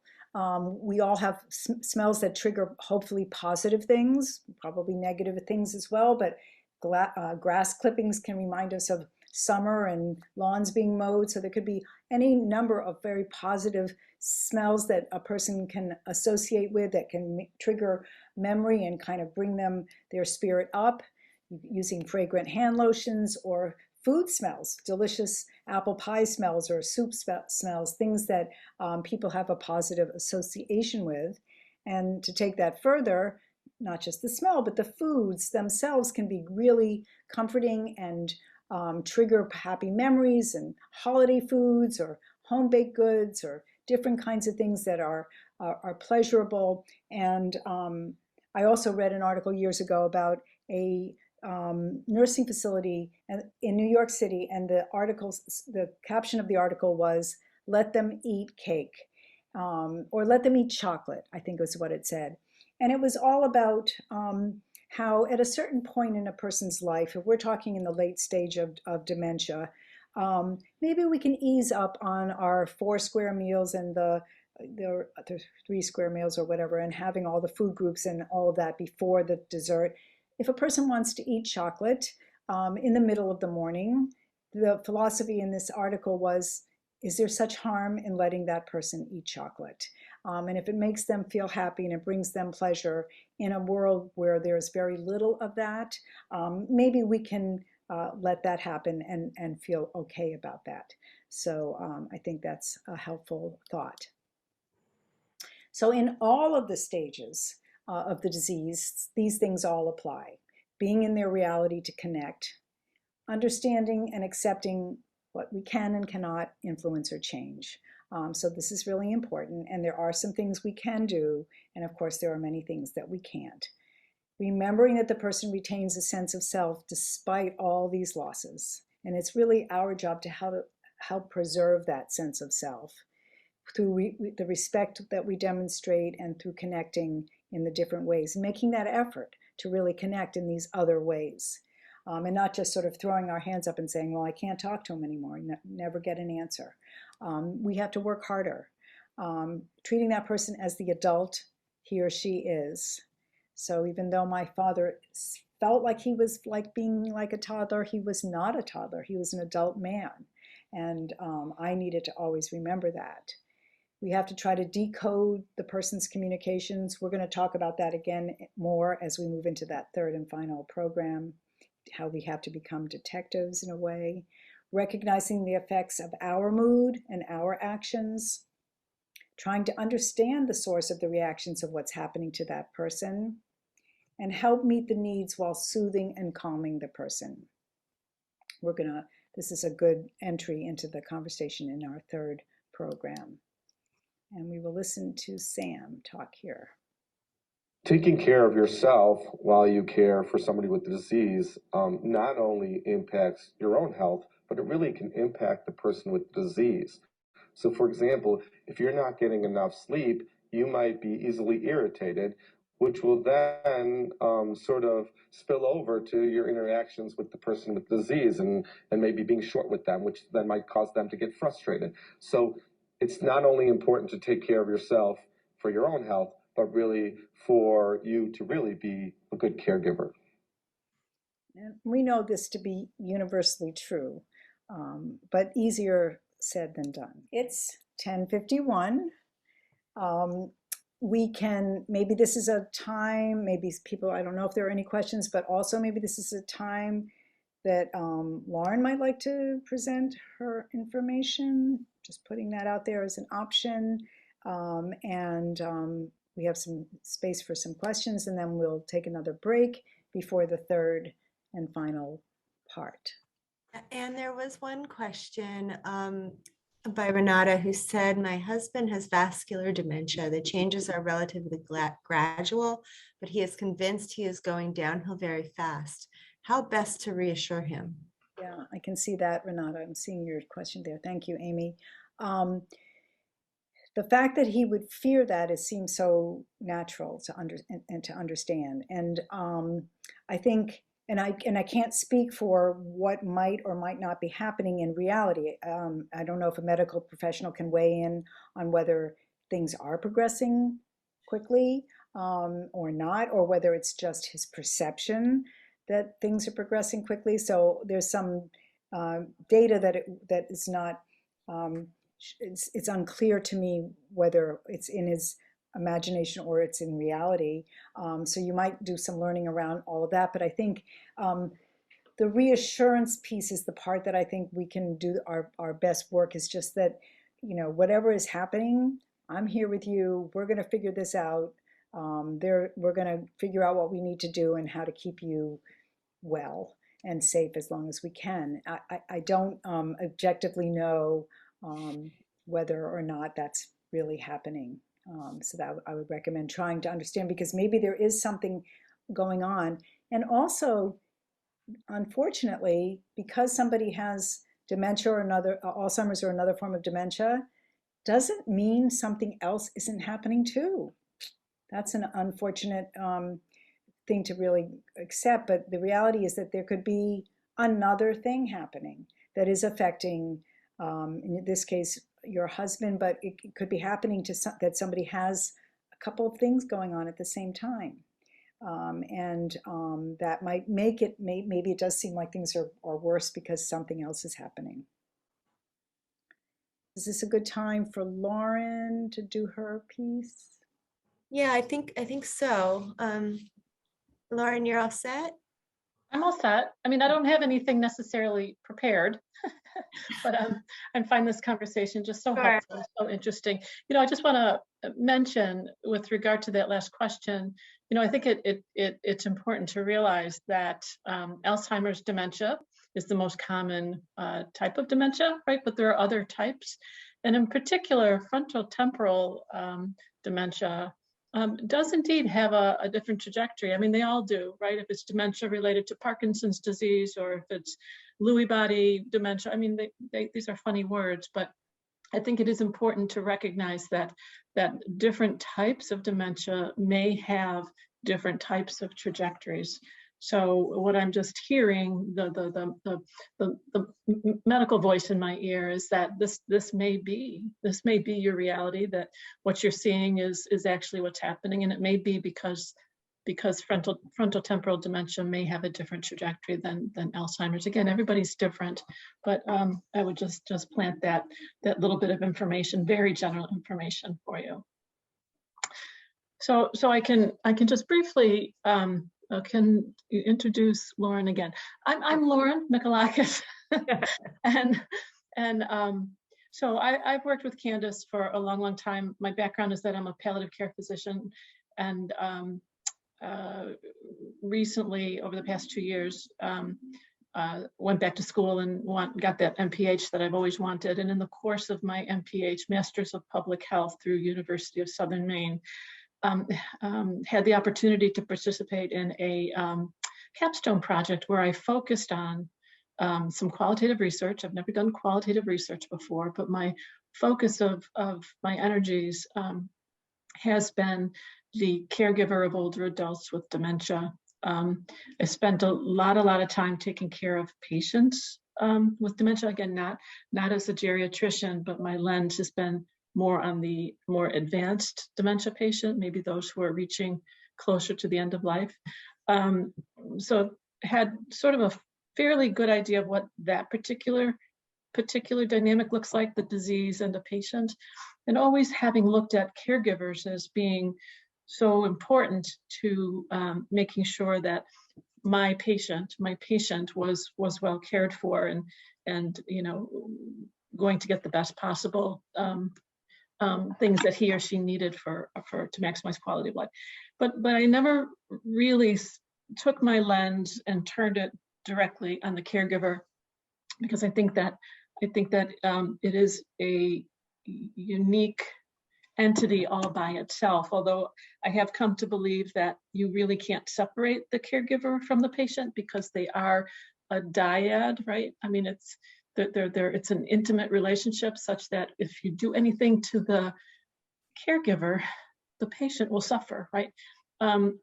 It is what it is.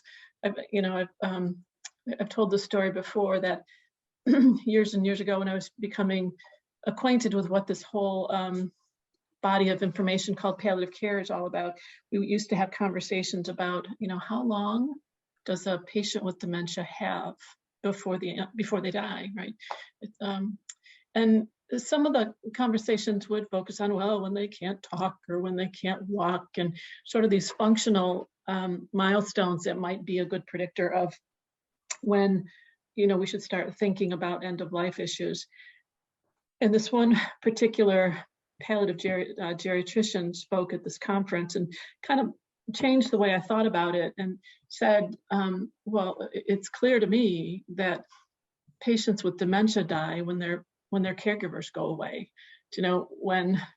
Because that relationship is so critically important to the survival of the patient, anything that disrupts that caregiver is going to absolutely interfere with the quality of life and longevity of that particular patient. So I thought about that as I was doing my planning for this particular research project, thinking that it just, that relationship just needs more attention. And then, of course, when you start doing a little bit of research, you start reading about something called the burden, right? It's a burden of caregiving, right? Not that caregivers want to use that word because they're caring for their loved ones, but it is a burden because caregivers suffer physical issues, they suffer emotional issues, psychological issues. So I wanted to dig into that a little bit. So I was able to recruit, I got seven caregivers of older adults with dementia. And I would have to say they're going back to your previous description, and these were in the category of advanced, moderate to more severe types of dementia.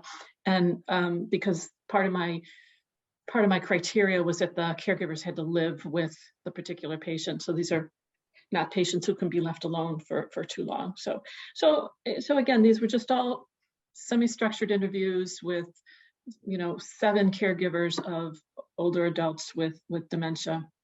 And first of all, I think I wasn't restrictive in the way I recruited people, but I do think that there's a different experience in caregiving when you're in your 50s and caring for an 80-year-old parent versus when you're in your 80s taking care of an 80-year-old husband or wife, right? I think those are different types of experiences, just based on where people are in their lives.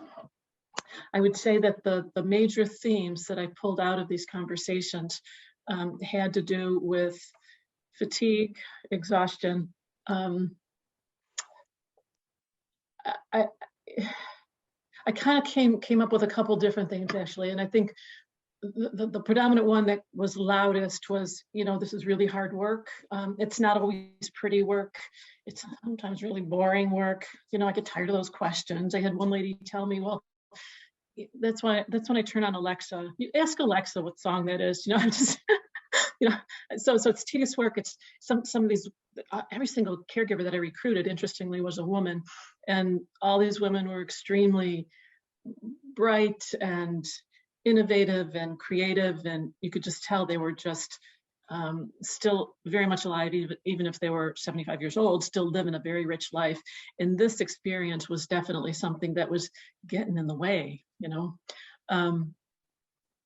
There's guilt. There's a lot of guilt in these particular set of individuals. I think that caregivers, no matter what the disease is, will struggle. If it's cancer, if it's heart disease, if it's lung disease, caregivers struggle. I think what's unique about caregivers of dementia patients is that it's so long. It can be so long, right? So it can be not months or years. It can be years and many years, and sometimes a decade, right? So it's that lack of clarity, the lack of ability to plan, sort of sets up this whole, and sometimes the lack of support sets up, this perfect storm for even more sadness and grief and suffering among these people. So I think the only other thing, I could just probably talk forever about this, can you tell? The only other thing I just wanted to add is that one thing I learned also, and it's not surprising to me, is that the medical community does not offer these people information that they need, right? And it is this prognostication thing, right? So, can you help me, doctor? Can you tell me, is this going to be 1 year, 2 years, 3 years? Ooh, I don't know. Everybody's different. I don't know. And I think that type of approach, that type of lack of clarity is not helpful, right? It leaves people alone. So they wonder, they Google, they research, they think, and they're left alone. And, I think those were some of the most painful moments that I had with some of my caregivers in my conversations, that that they have heard it could be as long as 4 to 8 years, with dementia. That's the prognosis, 4 to 8 years. And they're going, my God, I don't have 48 years, I'll be dead. I'll be dead before this happens, so then they get to this place where this quiet voice, where they're worried that they need this to be over with because they're not going to survive. And oh my God, I'm wishing my loved one to not be here anymore. And that's not the case. But it's a very conflicted set of emotions. So I think I can just leave it from there and from right there and just see if there's any questions or comments. I think that there were some parts of these interviews that just left me changed forever with regard to my understanding of what these people go through. And I think I came away thinking, so what do they need? Again, these were mostly women, all women. And I kind of came away feeling like they need girlfriends, right? They need they need people who understand that they don't need to go out to lunch the way they used to, because they don't necessarily want to, they don't really want to hear about someone else's grandkids. They really need to sort of be with people where they don't need to understand. They don't need to be sort of always explaining where they are and what they're going through. They need to have people who already understand it. So I think, the need for support for people who understand it, and respite. They need to be able to step away, right? They need to be able to step away for one afternoon a week, for a weekend to go see a grandchild in New York City. They need to do that in a way that doesn't leave them feeling guilty, more guilt, and incomplete and scared, worried. So I'd love to talk about this more, but I just wanted to. I really appreciate the opportunity to share this with this group, because this is probably a group who understands this more than anybody I've sort of come in contact with since coming out of my hole doing this little study of mine. So thank you. Thank you, Lauren.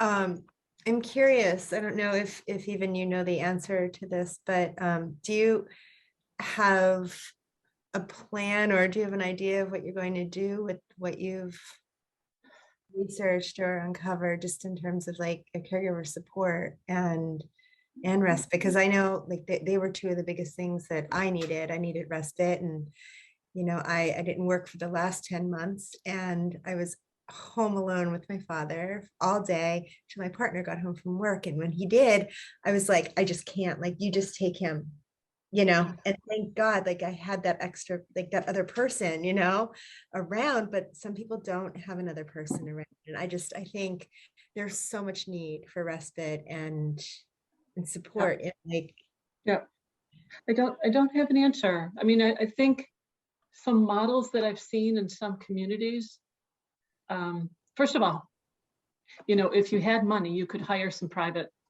duty help. Good luck these days. We have a workforce issue. Even if you have $1 million, you're still going to have a hard time getting people to be reliable and show up. People just aren't there. And then if you don't have resources, it's tough, right? It's just really tough. I had some of my people tell me that they don't have a lot of money, but they have just a little bit too much, such that they may not qualify for, some of the services through the AAAs, for example, or some other types of resources.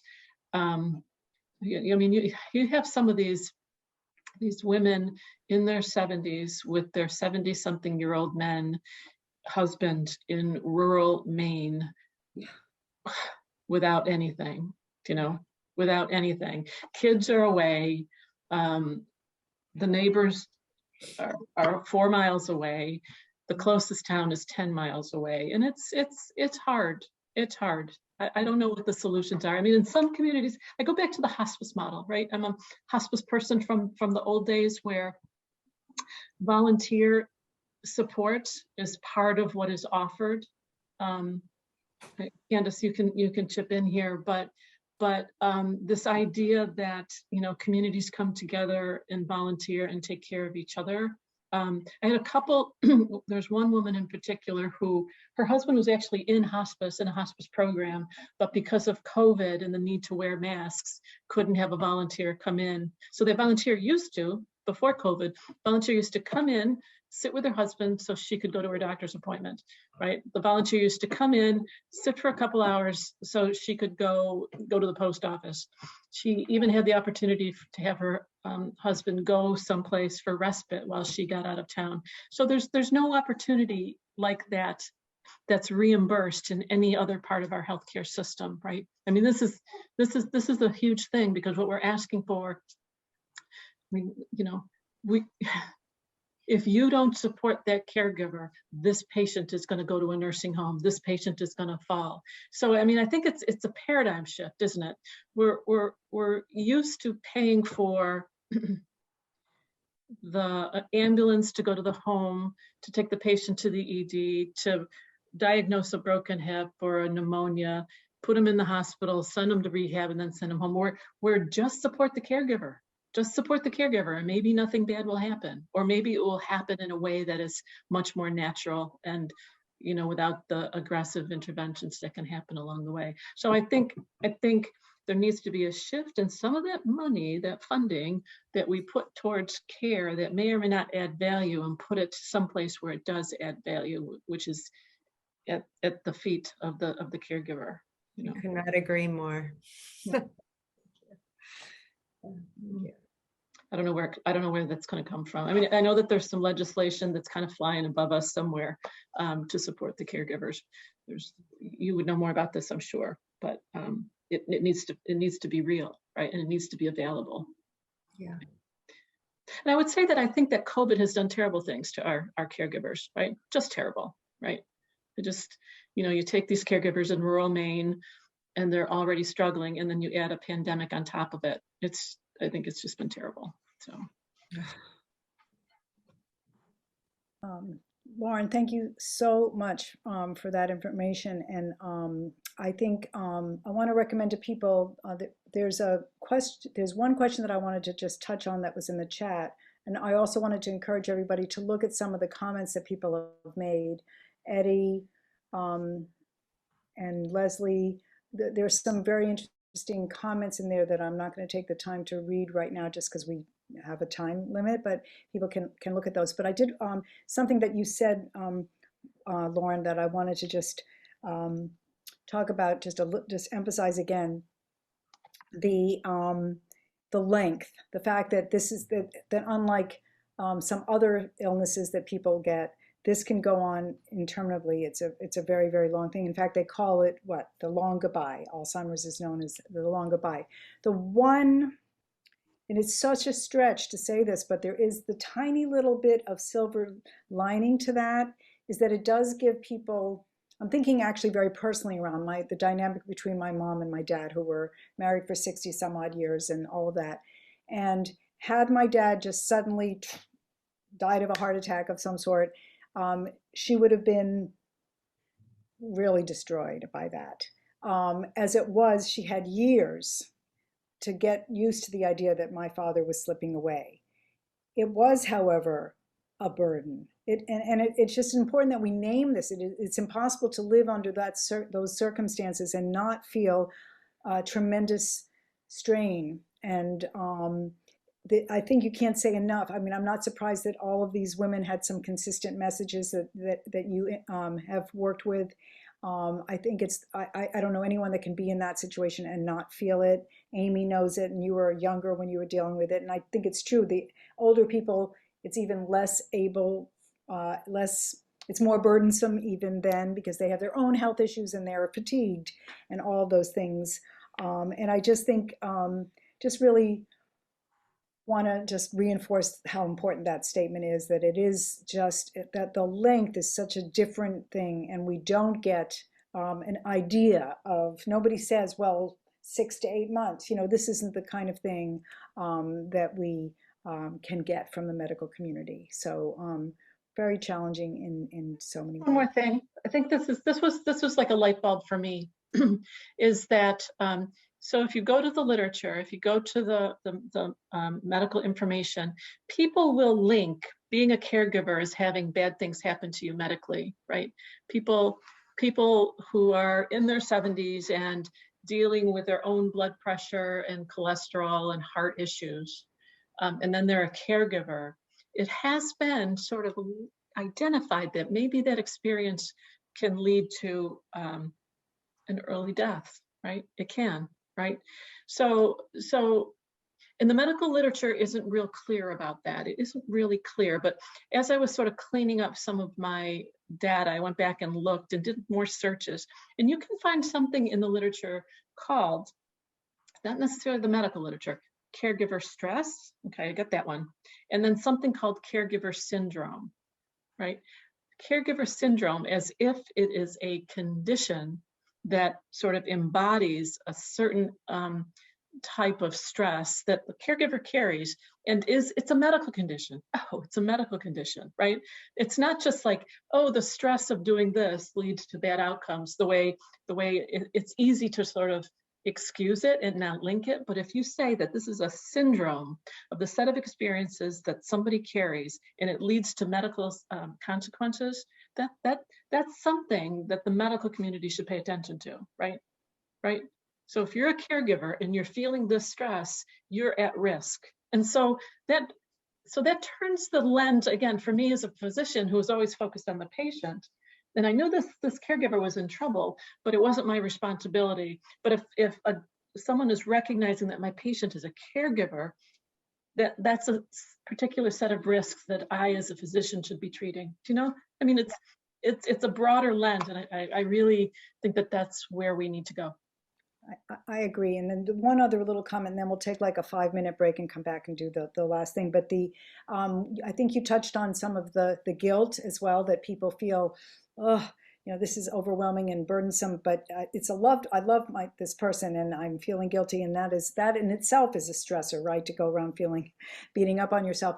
And in the beginning, when a person, I think what feeds into that to some degree is that in the beginning, and even for quite some time, until like maybe a person develops a bit of a shuffle and there's some physiological manifestations, but often, particularly in the beginning, the person looks just fine. So there's this sort of incredulous, if a person has another disease or they break a leg and they're in a cast, we understand why they're not walking so well. They had their hip replaced, or they have a cast, or something has happened to them.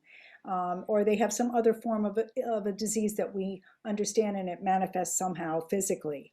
But a person that has dementia looks fine, particularly in the early middle stages. They look just like they always did. So they may have a little more of a vague look about their eyes, perhaps, but we get less tolerant. My mother continually got annoyed at my father for doing these silly things when she just couldn't see there was anything wrong with him. We don't see the fact that the brain is actually shrinking in size. We don't see there is a physiological thing happening to people, but it's not something we can see on the outside. And I think that adds to the sort of crazy making of it all. You look fine. Why are you can't you just stop doing that? And then there's this layer of guilt because no, they can't. And so then you feel extra bad for having been annoyed about it. So I just want to name that because I think it is something that plays out a lot for people. I had this one lady tell me that she wouldn't give it to him, right? She said she just harassed him and wouldn't let, she would verbally beat him. Come on, you know that. Just you. And in retrospect, she told me that I wouldn't go there. Right, I just wouldn't go there. Right, I wouldn't let him have it. Yeah. Wouldn't let him have dementia. Right, yeah, as if it was her choice. As if she could. Right, but that right. I get the feeling. Right, you look fine. Just get about your day and go on with it all. Yeah. Anyway, let's take a 5-minute break. I think people need to step away from the computer, refresh their water, and we'll come back and do that final program.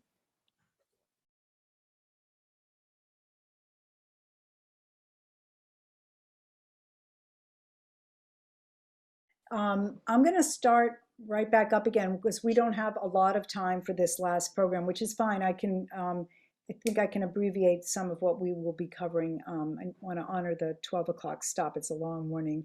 People have made a nice commitment to. I am going to just talk. There are a couple of things in the chat, and I am going to just bring up one or two of them that I'm noticing here. There was a question about How, when is the decision to look for long-term care facility options recommended? Elise asked that question. That is very, that depends on a lot of different factors and how there reaches a point often that a person, wherever they're living at home, is just not able to be, it gets too big. It gets too hard to do without some help being able to come into the home. And then it becomes a financial question of whether can you afford help at home or someone, another family member coming in? Is there some way you can make it work still at home, or has it reached a point? In my case of my family, it did reach a point where my mother simply could not handle my dad, and he had to go into a long-term care. And I think that is something, there is no, it's all these different ingredients go into that decision in terms of the family structure and what other financial resources and a whole bunch of things. So I just want to put that out there. There is, because I hear that question, I know it's not easy. Then Kit said, why can't the Alzheimer's Association foster a core of volunteers to visit homes and provide a few hours of respite for the caregiver, like the hospice model? And I don't know, Amy, do you have, is there an effort afoot to try to have volunteers do that? Is that something that the Alzheimer's Association has To do planning, to help families help plan? respite care, specifically around respite care? Oh, respite. No, not particularly, no. I mean, that would take a large, Yeah, gosh, I effort wish. to organize such a thing. And there are lots of people that do volunteer. I think it's, it's not an unreasonable thought. It requires some training, and but there are different communities that do have sort of respite care kinds of services. I don't know that they are free. I think that finances always come into play as well, but I think it's an excellent sort of question that, where can we get this respite care? This is a big issue. Where do we get the human power to show up and help people who are dealing with this? So I'm going to go ahead and try to touch through this last program, which also requires me reading. If we were all in person, you would have these little vignettes. This is based on a woman, happens to be named Anne, and her, who is suffering from cognitive decline, and how it's playing out in different behaviors. So let me just try to share this one here. Let me get to the right thing. Okay, let's see. Okay, so this particular program is called Understanding and Responding to Dementia-Related Behavior. I will be skipping through some of the little videos and things and trying to get this model and look at some of the behaviors. That will be my objective, to try to look at some of the typical behaviors that we see and what we can try to do. There's one little model that we try to put out there. So we're going to try to look at some of these common triggers. Sometimes the behaviors appear to come from certain common triggers, and what might they be, and how can we respond to those, and how do we look at a process for figuring it out? How do we assess what is happening when a person is exhibiting challenging behaviors, which in fact can happen, and give you some strategies to address some of the more typical common related behaviors that we tend to see. So some of the triggers that we know can result in some challenging behavior are certainly physical, pain or discomfort. So in our little model, the very first thing that you will see as we get to that model shortly is assessing if there's something physical going on. Because that person may not be able to tell you, I burned my hand, or I have back pain, or I have an upset stomach. So what might be happening on a physical level? That is, we have to start there and address anything like that. Then could be things like overstimulation or boredom. Either end of that spectrum can be something that creates a sort of agitation or frustration. Can be fear, frustration. Both of those emotions to me are so understandable in a person who is losing things, losing the capacity to do things, and losing things literally, and being frustrated that they can't do this. They sit down to make you follow a recipe they've always done, and it becomes hard to execute. These are frustrating and upsetting kinds of things. Change of environment, being in an unfamiliar surrounding can be, or trying to do a complicated task or a task that has now become complicated that never used to be. So this is the little model that we put out here to, first of all, detect what's happening, connect. You need to connect with this person. What is happening? Try to get all those things we just talked about in that prior communications model.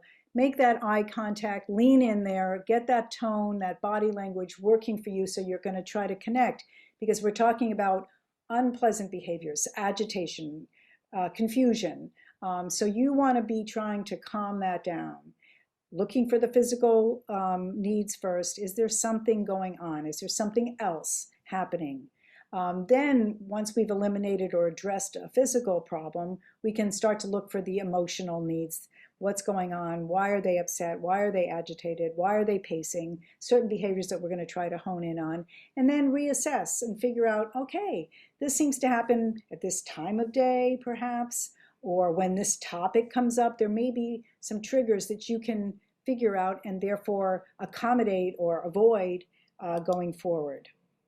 So once again, here we are joining in that person's reality, trying to see the world through their eyes. So what might be happening there in the context? So before we intervene, what might have happened around this time? Who, did someone come? Did something happen? Where was it? How did it happen?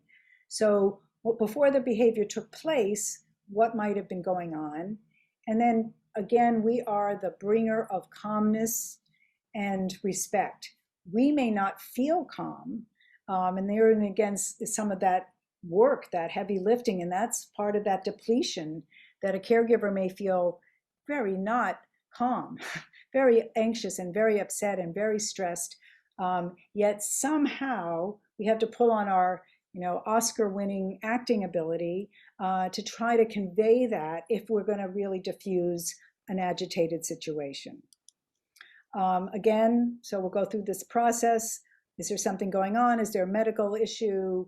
Maybe medication that was supposed to have been taken wasn't taken. Maybe too much medication was taken. Maybe something else has developed. Is there something simpler than something serious, but just hungry, thirsty, boredom, lack of social interaction, or environmental triggers? Is it too cold? Is it too hot? Are they dressed improperly? That is something that happens often. A person is misreading the season and will go outside in the winter without the proper warm clothing on, or go out in the summertime with a coat on. So is it something environmental? Is it allergies? Is it allergy season right now? We have a lot of that going on. So what might be happening in the environment? Find out if there is a physical issue. Of course, that needs to be addressed. I am going to skip these videos. I don't think that we have the time. It's just a person telling an example of something that happened with their loved one, and in this case a mom, but I think we can not have these. We have a shorter version that doesn't include these videos. So in the case, sense of time. I will just tell you that what she addresses, Rose, is that they had their mom, her mom would get agitated. So they had her mom in the kitchen, which is a place where she often used to be. She was a big cook, and had her folding towels, just folding towels, so that it was something that she could engage in and feel like she was doing something, because she would get agitated and start pacing around and get unhappy. So they engaged her in a way that was harmless and gave her a sense of purpose. So if you find something that works, try to reassess and what worked well and how can you make adjustments. And then I have to have that little unfortunate asterisk, which is it may have worked one time and maybe two times, and then that third time it may not work. So again, we're always going through that trial and error and being quick on our feet and having to adjust. So I'm going to we have a little scenario here. Anxiety and agitation are two of the common behaviors that we see.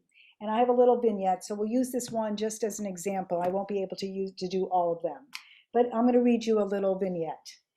This is Anne is a 75-year-old woman with Alzheimer's disease, and she was pacing the hallways in her house in the evenings saying, I need to go, I need to go. She would not stop walking, even for her meals. Her family would give her sandwiches to eat while she was walking. Though she used a cane, she was getting blisters on her feet and had lost weight from not eating. Her family would ask Anne to sit down, but as soon as she sat, she would immediately get up and start pacing again. Anne had worked for 40 years as a nurse on a night shift, and her agitation began every evening. Her shoes were worn, and she appeared to be in pain as she walked. So if we use this particular model, first we need to detect and connect with Anne. We need to make that good eye contact. We need to be with her. We need to be present with her and focused on her behavior and on her. In this case, the physical need piece, well, her feet are sore. Her shoes are worn. She's pacing and pacing and pacing. The agitation has led to this physiological development. That is something we need to address. We need to get her feet bandaged, or she needs to get off her feet. We need to get her a more comfortable slipper. We need to do something because that's part of her agitation now. Part of her anxiety is that she's physically uncomfortable. She's also losing weight and not getting the right kind of nutrition. And that can also lead to some of her agitation and her anxiety. And it's not good for her health. So we need to get her calm down and get her to eat some good food. We know that we can assume that she is missing her workplace. She worked a night shift. So she's probably, this is the time of day when then she would have her purpose, and she would go to work, and she would be doing her night shift as a nurse. We might talk to her about her career and think about, Anne, tell us more about what you used to do when you would go to work. How did you like working in the evening? Was that a challenge for you? Did you get so used to it that you liked working in the night shift? Engage her around what appears to be a longing or a need to get back to her life that she lived for so many years. So being aware of that and trying to address those emotional needs, and then reassessing. So maybe at that time of day, we make sure that Anne eats a little before that time of day. Maybe we feed her a bigger midday meal so that she's not so hungry or unable to eat at the dinner time. And we get her those larger slippers, or we bandage her feet, and we plan so that we are trying to get ahead of it if this particular behavior continues to persist. We know that when somebody is restless or pacing or distressed, they become over-reliant again on their caregiver. So it's important that we set these things up so that we also have a break, and that we know that this is a particularly frustrating time. Maybe that's when we need that respite care. So we've already talked through the anxiety and the agitation piece. Another common response to somebody who has another common behavior is confusion or suspicion, not recognizing familiar people, places or things, accusing others of theft, infidelity, that type of thing. I'll read you another quick little vignette. This is Anne again. When Anne's family comes to visit and the evening begins, she becomes very suspicious that people are trying to get into her house and are watching her through the big picture window. She becomes suspicious of her family for not making the people go away, and she thinks they all must be in cahoots with each other. So she's feeling very paranoid, agitated, and confused. So what we want to do to detect and connect, calm her down, reassure her that everyone that's there is someone that cares about her, that loves her, that knows her, and that you know all of these people, that there isn't a stranger there. So you want to calm her down, connect with her, find out if there's any, always the next part is that physical need. Is there something else going on? Then the emotional needs, she's obviously feeling left out, disconnected, not familiar with who is around her. We need to reassure her. We need to make sure that she knows no one's taking anything. Again, it's just that messaging around people care about you, people are loving you here, people are not here to hurt you, and we've got your back. I think that's a part of it. And then maybe preemptively, if we're trying to apply this to the future, we talk about introducing the fact that so-and-so is coming and reminding her who's coming, when they're coming, why they're coming, and really not make those assumptions that she will know this, but be aware that she can get unraveled around this sort of thing, and that it would be very helpful to preemptively give her some information there.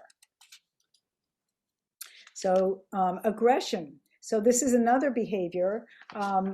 Same kind of thing, I think, for the, let's see if I have the time to read this little, okay, well, I'm going to read this one, and at some point I'll realize that I don't have time, but as long as I still do, I will.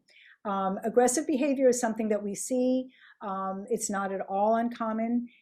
Typically, it is not aggression to the point of your own personal safety being at risk, but it can be. So it is really important to be aware that this can happen, and sometimes this can happen without any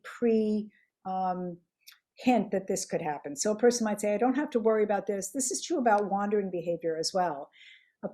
We get people saying, oh, I don't know, that doesn't happen. My loved one never wanders out of the house, or never really gets aggressive, might yell a little bit or get a little angry, but no really serious aggressive behavior. In fact, actually, this can happen sort of out of the blue, where somebody can all of a sudden exhibit these behaviors. I think less important than reading the vignette, I'll just address the issue and some of the things that we recommend for people to do. Of course, if someone's being aggressive, you really need to stop what you're doing. You need to connect and detect and find out what's happening. You need to check and make sure there's nothing physical happening. But we also need to try to figure out what triggers might have happened that makes the person feel aggressive at that time. And some of the planning that we want for a caregiver's safety and well-being is to have a neighbor know. This is why we tell people, let your people close by know, because if something, and have a cell phone ready if you need to make a call to get help from police, or you need an ambulance because somebody needs to get some quick medical facility, but you need backup. This is the kind of situation where it's not just about, oh, I'm going to pull my hair out kind of break, where we all need a break in that regard. This is where there could be a physical safety issue. If it's a man and he's strong, and in the case of my parents, my mom was this very small little woman. My father was way too much for her to handle. You need to be able to call on help, and you need to be able to get some help there quickly. And if you can figure out what is at the root of the aggression, or what might have contributed to that, then you want to do everything you can to set it up so that you avoid that. And if strangers coming in, or loud noises, or whatever it might be, or even a subject, there could be something on the news that distresses that person, and they can feel very aggressive as a result of that. Usually, as I said, the aggressive behaviors are not associated with dangerous behavior, but it can be that the person becomes a danger to themselves or even to others. So while there are no real treatments as of yet, one that is kind of in the process of being evaluated, that can really deal with the symptoms of dementia, Alzheimer's in this case. There are medications that can help with some of these behaviors. So if a person is depressed or agitated, they can be on anti-anxiety medication, some things that can be quite helpful. And if a person is exhibiting aggressive behavior, it is not at all unreasonable to consider an appropriate medication. And then there has to be a call to 911 on it if something has reached that kind of a level where you're concerned for either their own or your own safety. Repetition. So that is another behavior we see, the saying of something over and over, repeat, and it could be words, it could be questions, they can keep asking you the same question, or a repetitive behavior that indicates an agitation. We will just listen to this quick little. Repetition is really one of the most common and also frustrating behaviors for caregivers. It's important to really just take a minute, take a breath, and really think about how you could help that person with the answer that they're looking for. It really makes no sense to sort of bump heads with them and try to correct them or try to tell them to stop asking it, because they really can't remember that they just asked you that a minute ago. So thinking about how you could provide an answer that's reassuring, even though you might be doing it over and over and over again. And I'm actually going to go back to the issue of aggression, because there is one little vignette here that I think is illustrative of how what is good or not good to do. I'll just leave this slide up here for the steps down below. I'm going to be talking about aggression. Anne's husband, Bill, is standing in the back of the room, leaning against the wall with his arms crossed, watching television. Anne walks in and tells him sharply, "You aren't the boss here." Bill ignores the comment and continues to watch television. Anne comes closer, raises her voice and says, "You can't tell me what to do." When Bill doesn't respond, Anne comes up to Bill and hits him on the arm with her balled fist. Prior to her dementia symptoms, Anne was quite calm by nature and would never have exhibited this behavior. Lately, her outbursts are becoming more frequent. She continues to come at Bill, who retreats from her and locks himself in the bathroom to avoid further conflict. He does not have a cell phone with him. Since both have been avid hunters when they were younger, there are guns in the house, but Bill has removed all the ammunition. I think this little scenario is rich with a number of things that are worth talking about. One thing to start with, that Bill his body language is, I'm defensive. I've got my arms folded against my body and I'm leaning against a wall. Here you come, and I'm ready. I'm in sort of protect, defensive, fight mode here, because I know you're going to come in with something, and I'm ready for it. So it's not a very leaning in. It's not really a connecting kind of behavior. And then he doesn't respond. She throws out some verbal thing, which he ignores and continues to watch television. And then she ups her ante and throws out yet another verbal thing, which he again continues to ignore.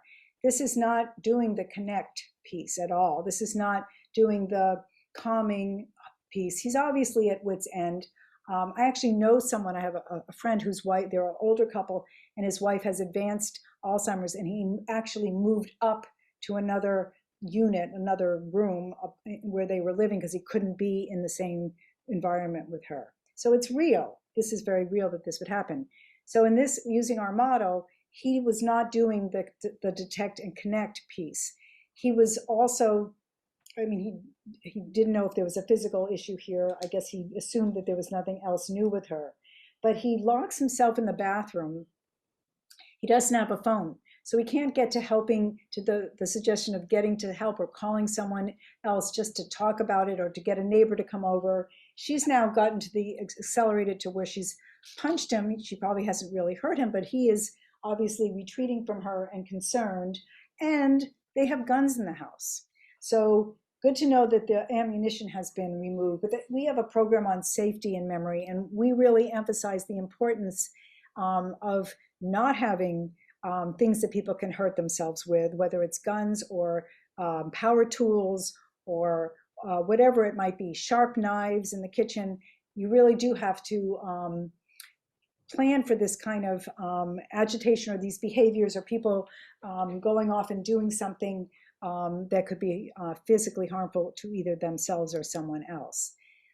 Just to talk briefly about wandering, 60% of people with dementia will wander, and it can happen at any of these stages. So it isn't just a late stage type of thing. It can happen, and it can happen without any forewarning.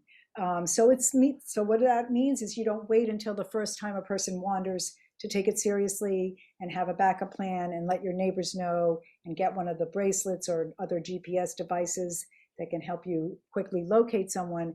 It means you understand that this could happen, and so you plan for it by doing all of those things in the event that it should happen. So the goal is always to try to get in front of it and not wait for a crisis to happen.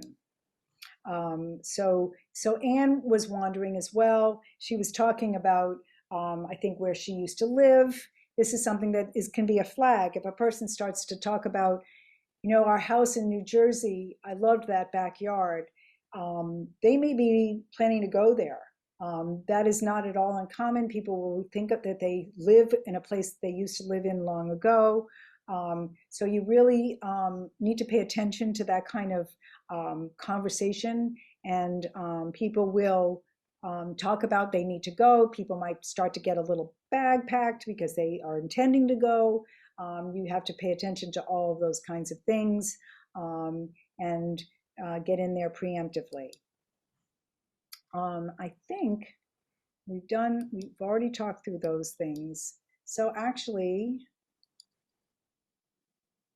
I think we got the gist of what those behaviors can be and what this model is. And the intent of the model is to have you always connect first, try to figure out what is causing the agitation, the confusion, the suspicion,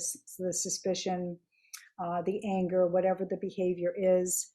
Figure out how to connect, how to calm them down, make sure there isn't a physical problem that's adding to this agitation that you can address rather easily, or an environmental situation, the temperature in the room, the amount of noise, the amount of stimulation, the lack of stimulation, and then try to assess if you can figure out that there's a trigger, a topic, an environment, a change of environment that triggers these behaviors. You can try to implement some modifications to avoid those things. And again, your role is you're the calmer in chief. So that means you have to be taking care of yourself in a way that allows you to step up to that very demanding and very depleting role. And it's upsetting. So it's upsetting to be around somebody who's angry, agitated, repeating, wandering. These are highly charged behaviors and require a lot of you as an individual to respond to those. So I think we can try to pull things together at this point. I don't know if I haven't looked to see if there are questions in there that any of us can address. Amy, there may be things associated with the association that you want to clarify for people, or Candace, if there are things that you would like to say, Catherine, if anyone has comments or things, we have a few minutes before we would close. Mm-hmm. Well, first of all, I'll just jump right in here. This is Candace, and I'm looking at the chat, and there are so many lovely comments about the importance of what you've had to say, also the value of having Lauren's contribution, but the way you went over things and just kind of separated them a little bit, but not really, because they're all interrelated. And just an appreciation for your time this morning. So both you and Amy. So we are just most grateful, my dear. You're so very welcome. So very welcome. I am going to I'm seeing a question right here.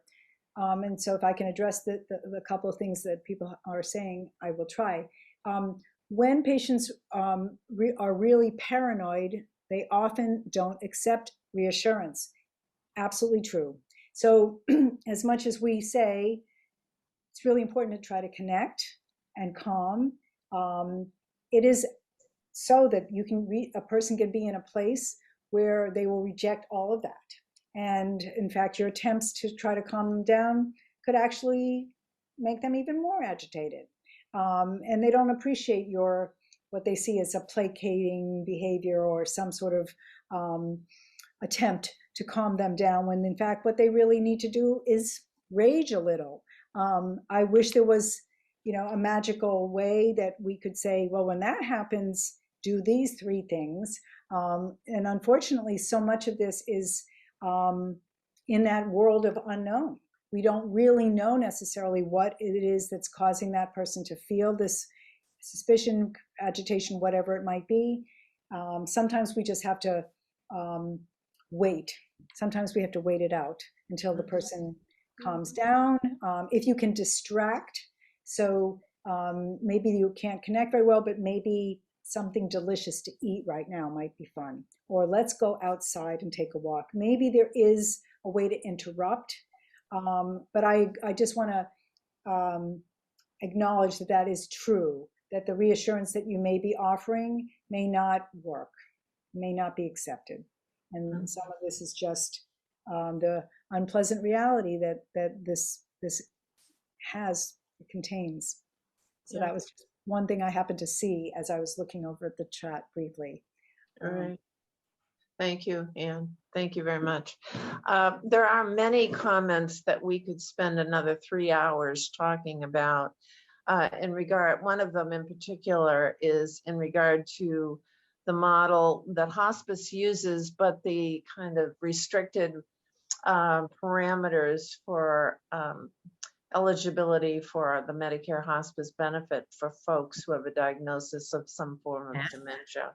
That's a perennial issue that is repeatedly asked with a great deal of concern. And I would hope, as we know, getting reimbursement changes from the Medicare hospice benefit is a task for sure. But I hope someday soon that CMS will realize that we have a future filled with more and more diagnoses of dementias, and that something is going to have to be done to provide resources for these folks. So the extended prognosis or the uncertain prognosis is one of the reasons CMS has such a difficult time with hospice eligibility, but hopefully someday that will change. I don't know. I sometimes feel there should be a separate reimbursement model for just the dementias and the needs that families have. Lots of other questions for sure. I would like to just end my remarks. I'll really wrap up with another thank you for you both, but I would like to ask Amy if you and I could talk maybe a little bit in the future about a DVP program, a dementia visiting program, and see how maybe we can partner with you to make that happen.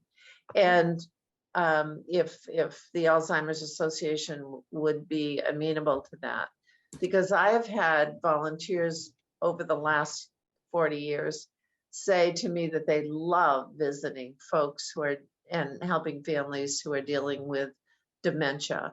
And they just find an affinity for those families and an attraction. So if we could talk about that, that would be great. So if there's anything we can do to work with you on that. Yeah. Yeah, I'd like to talk to you about that. That'd be great. Good. Good. I am putting in the chat right now. I put all of these programs, these three that we shared today, as well as all of our other programs that include Know the 10 Warning Signs, Understanding Alzheimer's and Dementia, which is a more like scientific look at what is happening when, in the brain and when diagnosed, Healthy Living for Brain and Body, and Living with the Disease for both caregivers and people with the disease. All of those you could watch pre-recorded programs. So they're not live like this. They don't have the Q&A, but they're pre-recorded. That is on the main page of the main chapter for Alzheimer's Association. There's a link within the quick links section, and it's called Helping You. And if you click the Helping You link, which I included the link in the chat, those pre-recorded programs are there, or you could register for any of our live programs that have the Q&A like this. Many of them are virtual. There are some being offered in person. So I don't know, you kind of have to scroll through and try and find a program that is happening live in your area.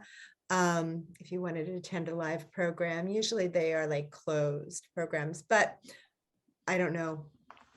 There might be some available now. Otherwise, you could register online, or like Anne said earlier, you could call the helpline number which is that 800-272-3900 number. And you could tell them that you're looking to attend an effective communications program, for instance, and they'll connect you with all the times that's being offered.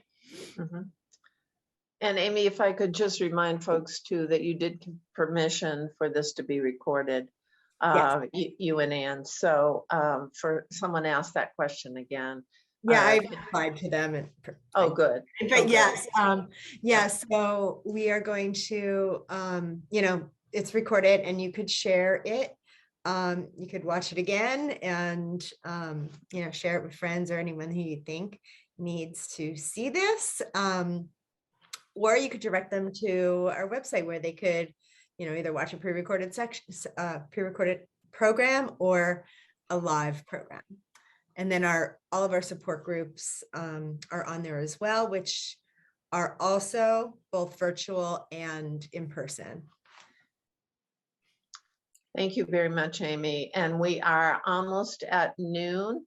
Of course, I'm looking at 3 different times in this office, so the confusion continues, but I think I'll just hedge my bets and say we are just about out of time.